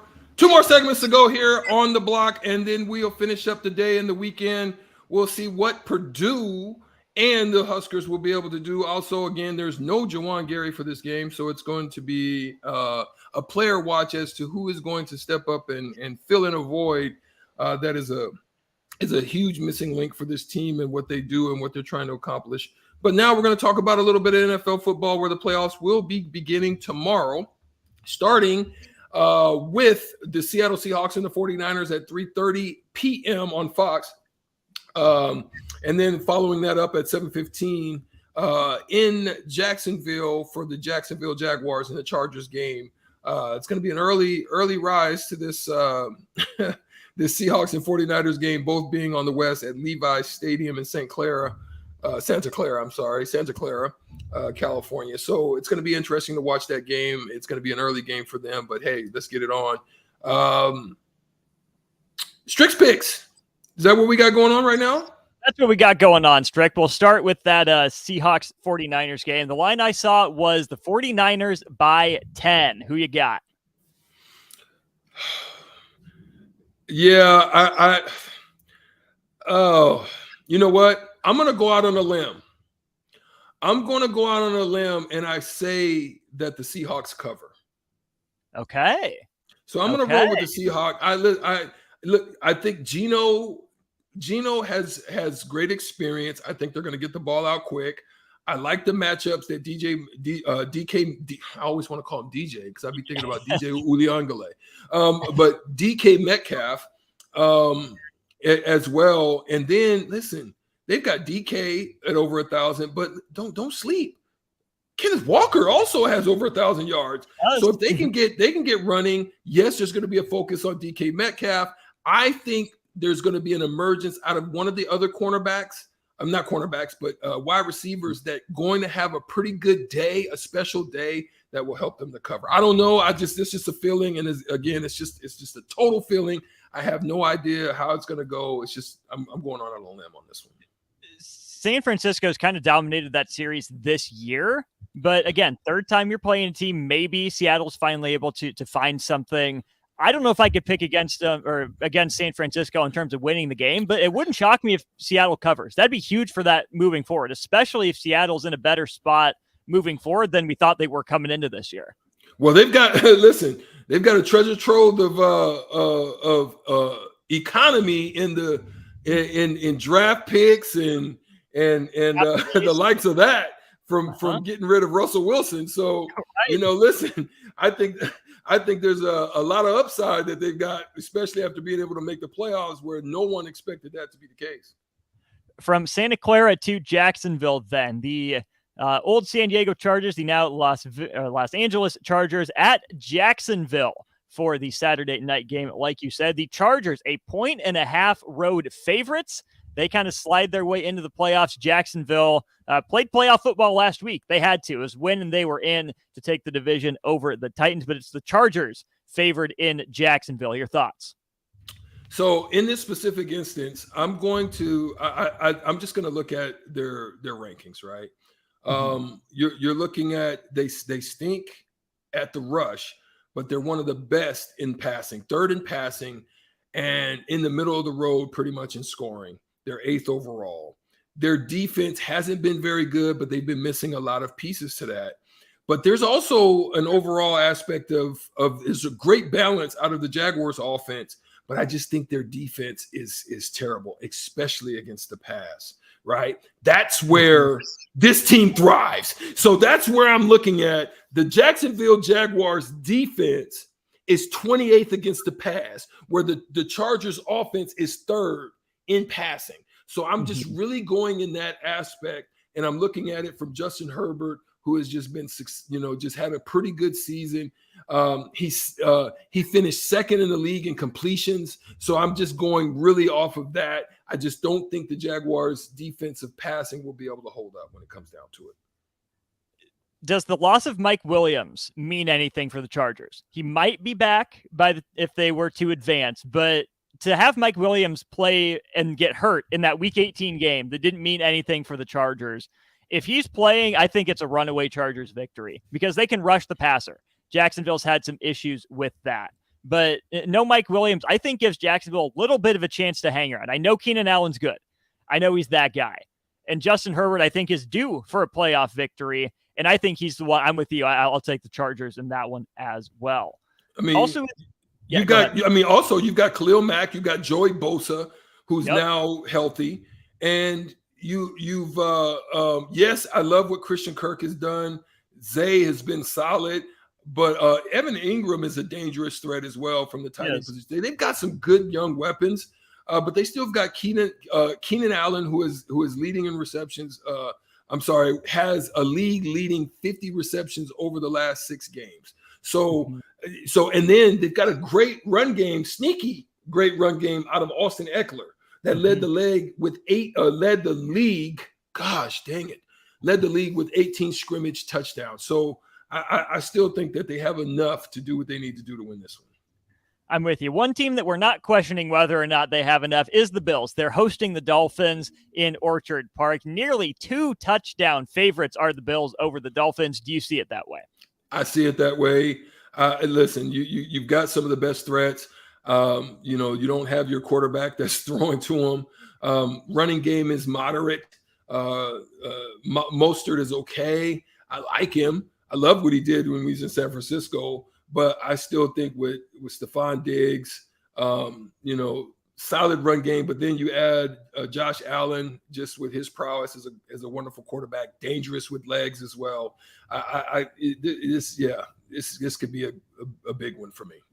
And the emotional lift with DeMar Hamlin being out of the hospital, I think that could a little bit as well. Here's a game that fascinates me. Giants and Vikings, the 3-6 matchup in the NFC.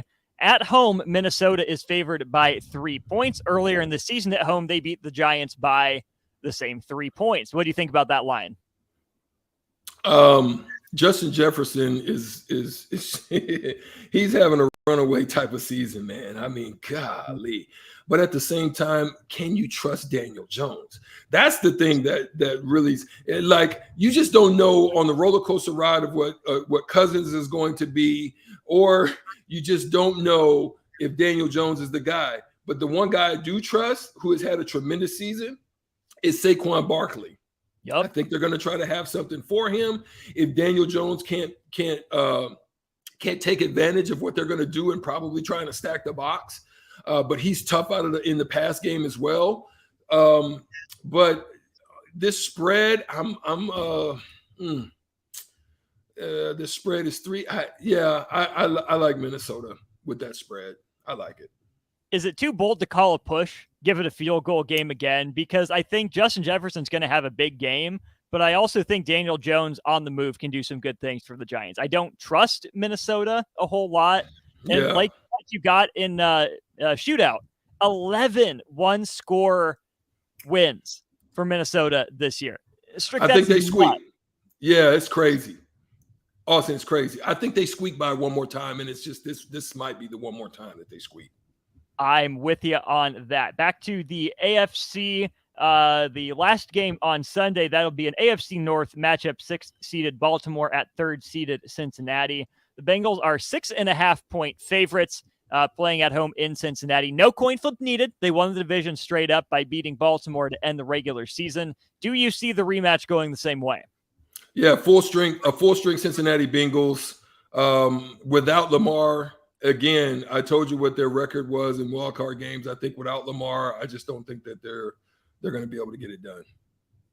I'm with you. And then the final game of wild card weekend in the NFC, you have the 5th seeded Dallas Cowboys at the 4th seeded Tampa Bay Buccaneers. Another road favorite in this one, Strick. Dallas 3-point road favorites. Tampa Bay the home dogs. I know you said last time you're rooting for Tom Brady to pull off the upset. Are you still there? Look, I just don't think Tom has enough of the weapons that he needs. I don't think that he's on par with all the guys that are in his on his offensive side of the ball. He doesn't have a running game. So you're going to have to rely totally and completely on Tom Brady's arm. He does have the ability to do that, but does he have the guys to be able to get it done? That's where it scares me. I just don't know. I think I have a little bit, but here's the crazy thing about that. I think Dak has the capability of responding to the terrible way that he played. But I tell you what, if he plays any way similar to the way that he played in Washington, it's a wrap. So in that, I don't like them on the road, but I'm just gonna say they're gonna break my heart again. They do it every year, and every year I root for them. They break my heart. So I'm just gonna say they're gonna break my heart again, and they're gonna lose this game. See, the thing is that both these offensive lines have been good, but who's missing who? Dallas is missing their center, and that's a big part in Tyler Biadasz, and they've had to shuffle some pieces around. The line hasn't been quite as good. Tampa Bay allowed the fewest sacks in the league this season. They kept Tom Brady pretty well upright, but like you said, there's so little ground game to go off of with Tampa Bay. They did not succeed running the ball hardly at all this year, and the more times you drop a quarterback into the pocket, the more chances that a defense has to get after him. Micah Parsons is good. He's going to win his fair share of matchups. Dallas's secondary, I think, is good enough to pick off a mistake or two if Brady is rushed. All week, Strick, I've been going with Dallas. I just think they're better. I haven't trusted Tampa Bay all year. I think Tom's done. I just can't bet against him right now. I'm going to take Tom Brady as well. I don't feel good about it, but I'm going to do it. There you go. I think I'll roll with you on that. I'm just going to keep my eyes on it. That's one of the games that I'm really looking forward to watching when I get back to Nebraska. Sure. Yep. All right. 1 NBA and 3 college basketball picks. How does that sound? Well, hold on. Willie off the text line says Biadasz is he's playing Monday. Ooh, okay. Yeah. So then you get but then Cupsker says Tom Brady has never lost to the Cowboys in his career. 7-0 against them. Yeah. Interesting. Great stuff. Thanks on the Sutter Heyman text line for tapping in on those. Great points. One last note I'll add on that. Tom Brady himself in the Cowboys franchise, Strick, have the same number of playoff wins. This was going to be our tiebreaker for shootout. So how many wins do you think both Tom Brady and the Cowboys franchise have?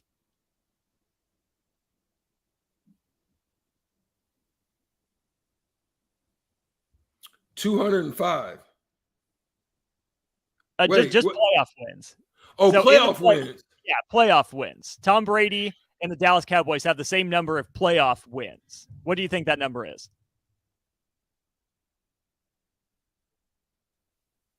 62. It's 35. Oh, shoot. I was way off. So, yeah, when Dallas was good back, in the 90s? 70s, no, even before that with Landry, and then even by the 90s as well, fewer rounds of the playoffs. So since Tom Brady's been there, they've had, wild card divisional conference finals, then the Super Bowl. So Dallas has, been to the postseason more, but with the fewer games, they were caught by Tom Brady. So they both have 35 playoff wins, which is kind of nuts to think about, as storied as Dallas is. Right. That is crazy. Great point. Hey, that's great. That's great info right there, Austin. Like that. Heck yeah. All right, the last 4 Strix picks then. The one NBA game, it's funny that this came up in the first segment. Golden State at San Antonio, the game in the Alamo Dome. You talk about Golden State, a team with 2 of the best shooters in NBA history, in Steph Curry and Klay Thompson, going to the largest crowd in NBA history. I know San Antonio isn't good. They're in the Wembanyama sweepstakes, right in the thick of it. But will the Alamo Dome, will that environment be enough to cover an 8.5-point spread against Golden State? Negative. Warriors, yeah, no question. Warriors have been playing pretty good basketball as of late. They've been emerging, since even before Steph came back, they've been emerging a little bit. Yes, they've lost their last 3. They're 5 of their last 10. But here's the thing to keep your eye out on. They don't play very well on the road. No, really bad. They're freaking 3-16 on the road. But I just think San Antonio is that bad because they're 8-14 at home. They're just that bad that I just don't think matchup wise, they're both on 3-game losing streaks. I just think that this is one that the Warriors are looking to get on the road to stay up with the Suns. This is one that they're keeping their eye on. I think this is one that they can get. You would have played San Antonio a lot. What was it like playing against Duncan and Parker and Manu and that crew? Well, I had the privilege, and I told you, like, Don Nelson was our coach when it all kind of said and done, and when we were doing pretty well and got a lot better. And Don Nelson is like a mad scientist, right? Don Nelson, we had matchup problems before we go to break. I'll tell you this quick story. We had matchup problems with the San Antonio Spurs. Obviously, they had the Twin Towers. They had Dick Duncan as well as David Robinson, right? Sean Elliott was 6'8". Mario Ellie was just a bowling ball, 6'5". And then they had the little general, and this is even I think prior to Manu. And it might have been when he first got there, but I think it was prior to Manu. Yeah, it was prior to. They still had little general, so they didn't even have Tony Parker at this time. Okay. So we had our matchup was me, Steve Nash, Michael Finley. It might have been AC Green, Dirk, or it was Ced Sabalas, and it was one of those 2 guys that was mixing and matching. They put me on Tim Duncan. They put either Dirk or AC Green on Robinson.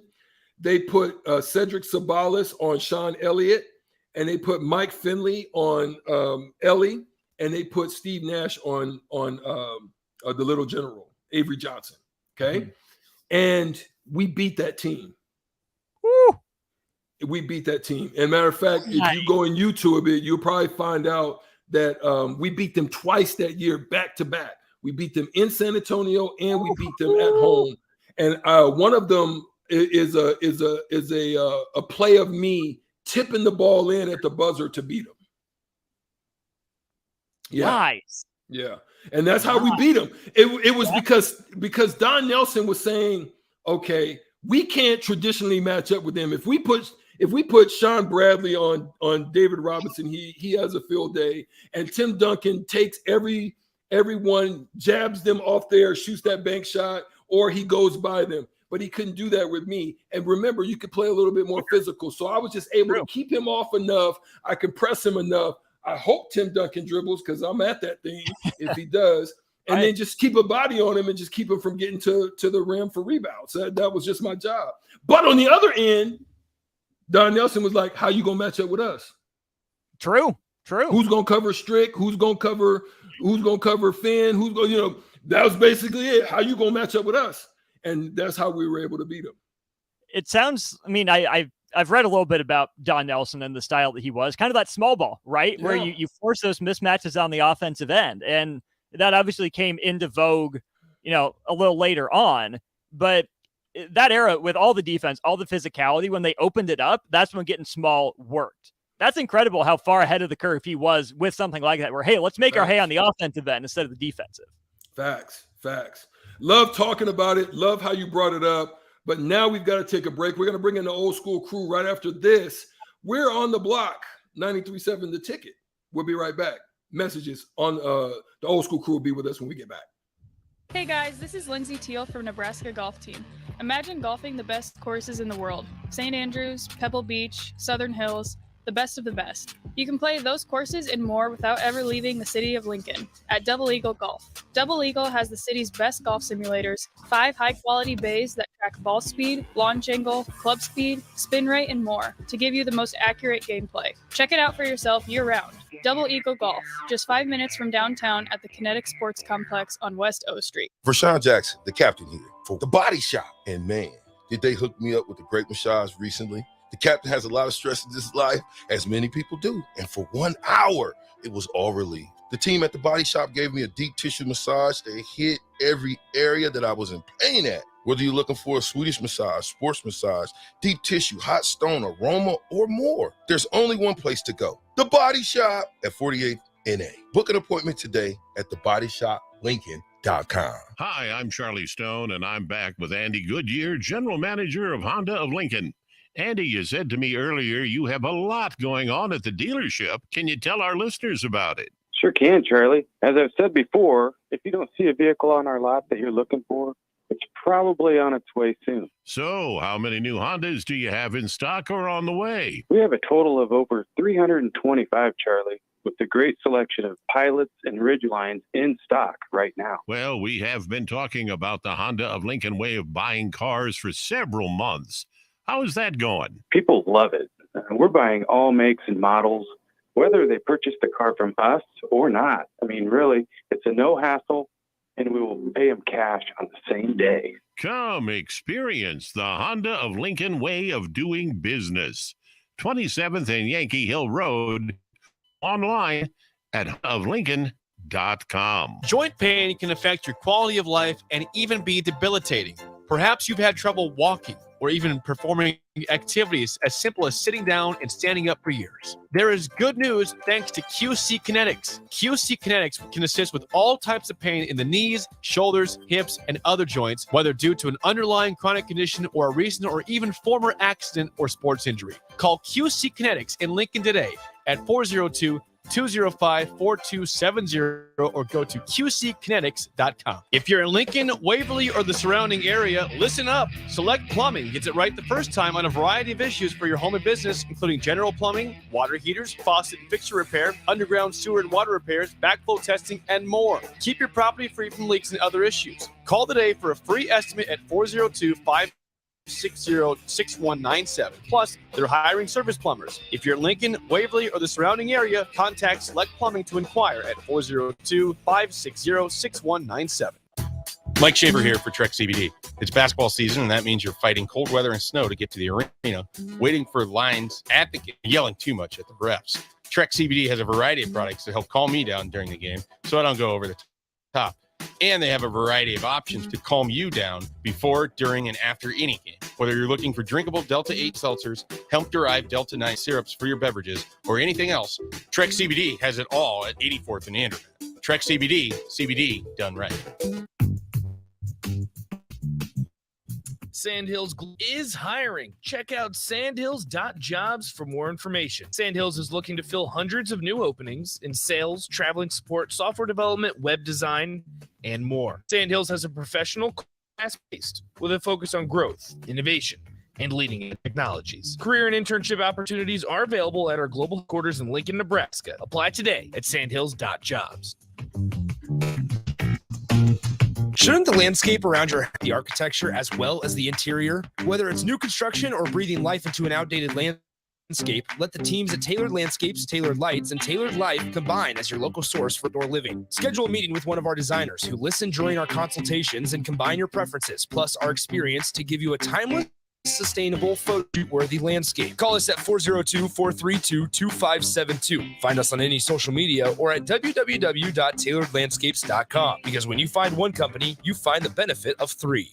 Hi, Sean Callahan here of HuskerOnline.com, inviting you to join us here on 93.7 The Ticket every Saturday morning now in our new time. We're on from 8 to 9 with the weekly Husker Online radio show. We'll give you the latest in recruiting. We'll talk about what's going on with both football, basketball, and we'll probably share a few stories from the inside. It's every Saturday morning right here on 93.7 The Ticket. It's the Husker Online radio show for 9 a.m. Back to On the Block with Strick and Nate. on 93.7 The Ticket and theticketfm.com.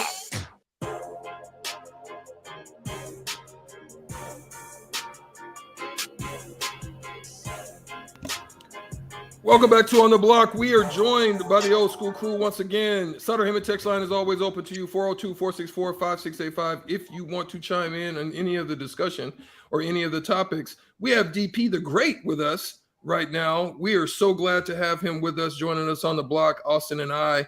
DP, man, how you doing today? What's happening with you? I'm hanging in there, DP. Hanging Where you in at? there, man. Where I'm in the same spot. I'm just waiting on. What hilltop mansion are you overlooking the skies? Like, I know you're looking down on the cloud. Like, no, sir. No, sir. Just waiting on my flight arrangements to take place. How many servants do they have cleaning the room for you?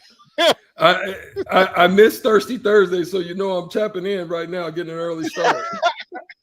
We're trying to get it in. I was wondering where I know you have to check it with the peasants and the masses, but it seems like the Wi-Fi at the castle is good. So you're crazy. You're crazy.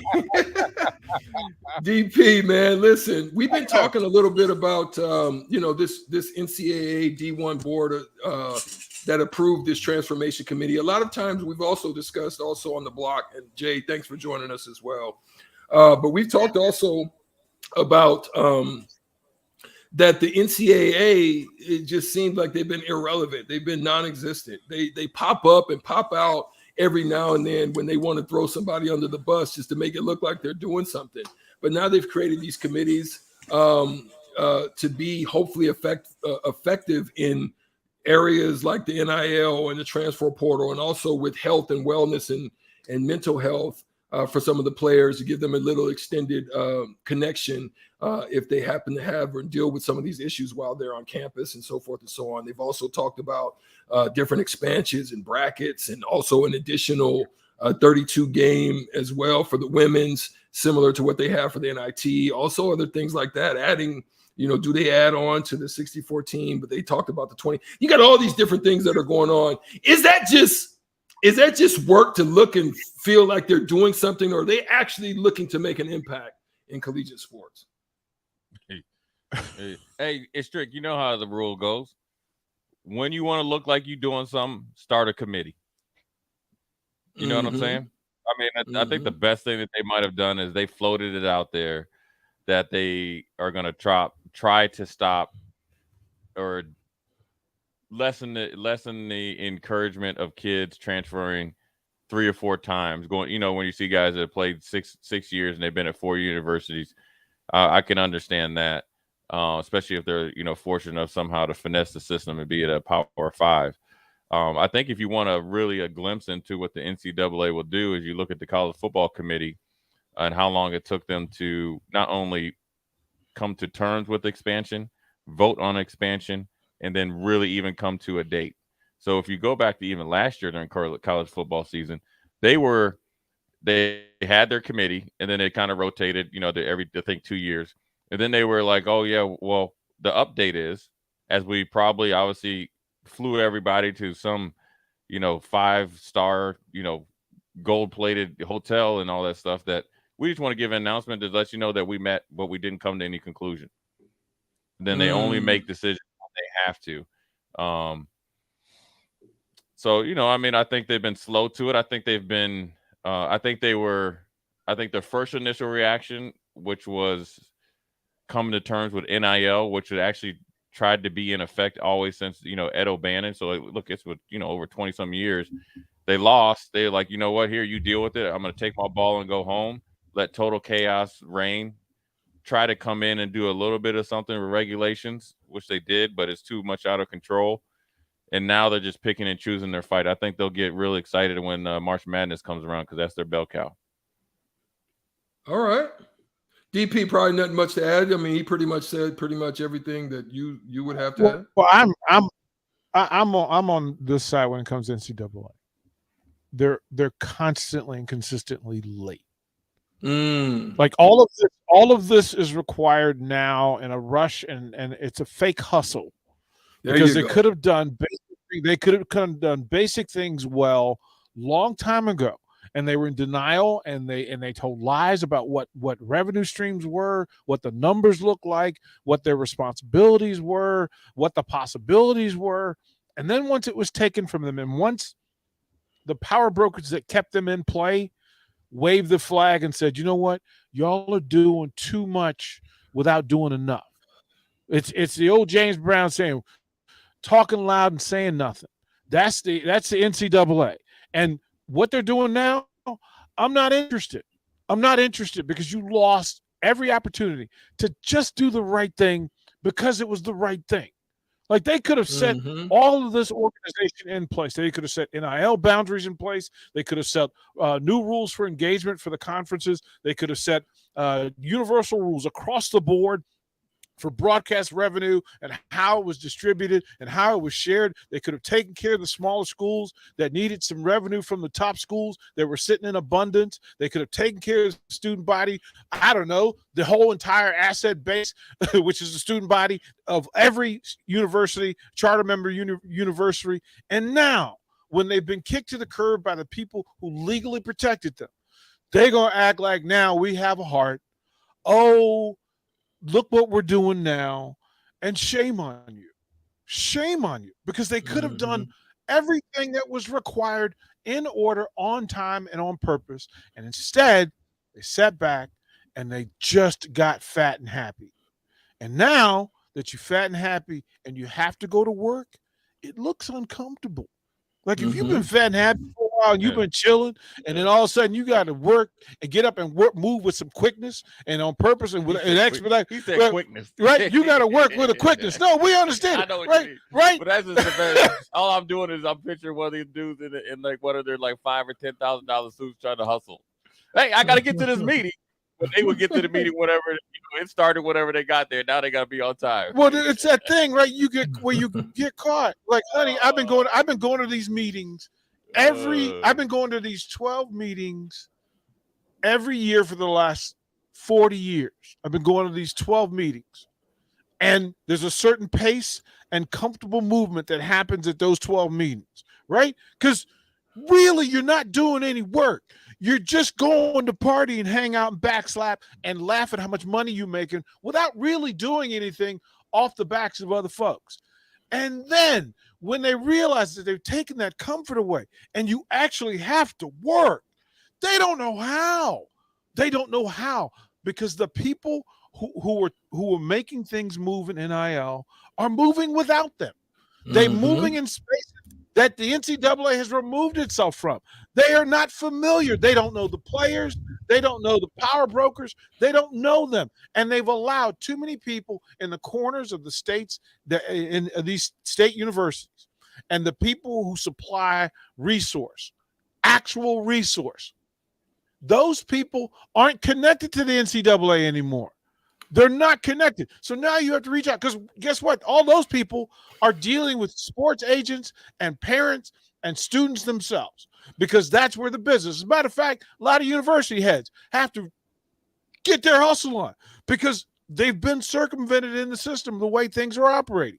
Because people said, listen, NCAA, we're not here for the NCAA. We're actually here for the student athletes. We're actually here for the universities. We're actually here for the communities. We're actually here for the families. So guess what? We've been over here building communities from the ground up. And you sitting outside looking at an old house that isn't functional anymore. The wiring's bad. The bricks don't work. The mortar's not in place. The foundation's shaky. And now you trying to find the best available workers to do the best work quickly to look like you king of the hill. And you're not. I love it. Station identified, and then we'll come real quick right after this to just briefly touch on the Nebraska Purdue game and then what they're going to talk about on Old School when we come back. Station identified. This is Lincoln's home for sports talk on the FM dial. Also online at theticketfm.com. On the internet. KNTK FM Firth. 93.7 The Ticket. Quick on Nebraska Purdue tonight. Going to West Lafayette. Purdue's going to be ready for them.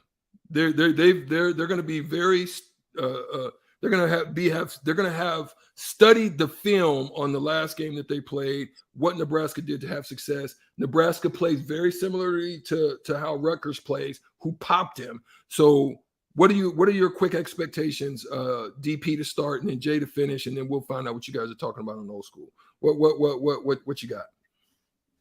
Well, they better look at 3-minute stretches in the first half, in the second half, where Juwan Gary was off the floor and they had difficulty getting to shooters in space. They got to look at film in 3-minute stretches to figure out how they're going to defend Keisei Tamanaga, because they really didn't know how. Right? They really didn't know how, and they didn't expect it. And then they got to figure out, I don't know, the easiest thing to figure out, which is how to get the biggest human playing basketball in the NCAA, the basketball on a regular and consistent basis. Like, figure that out. Figure that how you got the best player in the country, and you haven't mastered the point of getting him the ball. That's what they need to talk about. Them three things, if they've figured out those 3 things, it's a blowout. If they haven't figured out those 3 things, they got another slugfest. Jay. Yeah, I mean, Purdue's they're gonna get big fellas started early because Nebraska did a pretty good job on it. See, I'm coming with a different game plan in particular if I'm Nebraska, right? I think Blaze Keita's back. We got Wilhelm. He's gonna probably most likely start. I assume. I guess Fred's gonna hold it over to the very end. So you're gonna have some size in there. Still gonna be able to free up D Walker. So the first game they did a really good job of shutting down big men, right? But they lost because they had shooters hit timely threes, and also the shooters that they had kept them in the game when Nebraska actually had control of the game. So Purdue could go three possessions without, making a basket. But on that third, when you hit a 3, it kind of makes up. It's almost a possession and a half.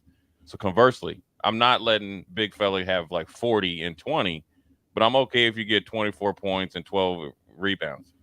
I'm running everybody off the 3-point line, and I'm making them completely uncomfortable. And the reason why is because without Gary and his length coming for the double team, active hands, quick off the floor, I'm trying to play a little bit different. So now I'm going to try to just wear everybody else out, send 2 guys at big man. D. Walker, you got to come up big. Griesel got to come up big. Bandamel, I need 2 or 3 threes out of you. Keisei Tamanaga, they're going to be ready for you. So then, therefore, I need you to be able to go to the rack, maybe assist, get a couple runouts. Second half, I'm gonna look for you to hit some bombs. That's what I'm trying to do. If they are gonna study the Rutgers tape, they're gonna study the first Nebraska game and be more than ready. And they're playing at home. So at home, what do? 2nd, 3rd, and 4th type of players, and a bench guy usually come ready to play. Now I got to go for them. You know what I'm saying? It's kind of like playing a little cat and mouse. Because I know you're a left-handed player, and you try to probably debo me when we came down here. So here's what I'm going to do. I'm going to pull the chair out and underneath you, get a quick run out, get in your head a little bit, pinch you a little bit, get you in a technical foul, get you on the bench, and then I'm going to drop you for 30, and then I'm going to make sure I'm getting on the bus, get out of town on Bellevue before you try to hit me up. You know what I'm saying? I love it. I love it. I know. Everybody where Strick is. I don't know where you at. But I can't wait till you get home, man, because I can't wait to get up in here and get it cracking. You know what I'm saying? Every day I'll be looking for you to be back then. You know what I'm saying? So here's what I'm going to do. When I see you next week, I'm just going to back in right next to you, man. Just slow roll. And you know what? Strick, when I back in and back that truck in, I'm going to just roll it in with the pinky, the old school player style. And he can block it. He can block it right in. No, I block Sipple in, but I'm gonna give Strick plenty of room. Give me some room. Give me a little room. Give me about 50 feet. Yeah. DP, what you guys got going on in Old School as we get out of here? Man, it's NFL playoff weekend. We go hear from Professor Foreman about football. It's the Masters Class 101 starts in about 8 minutes. I love it. Follow through. Leave it up. The weekend is here. DP, Jay, and the Old School crew will be coming back talking about NFL football playoffs. We are on the block. We're gonna be out of here. Purdue tonight. Also, we will see you next week on the block right here, 93.7 The Ticket, theticketfm.com. Have a good weekend, folks. Peace. We're out of here.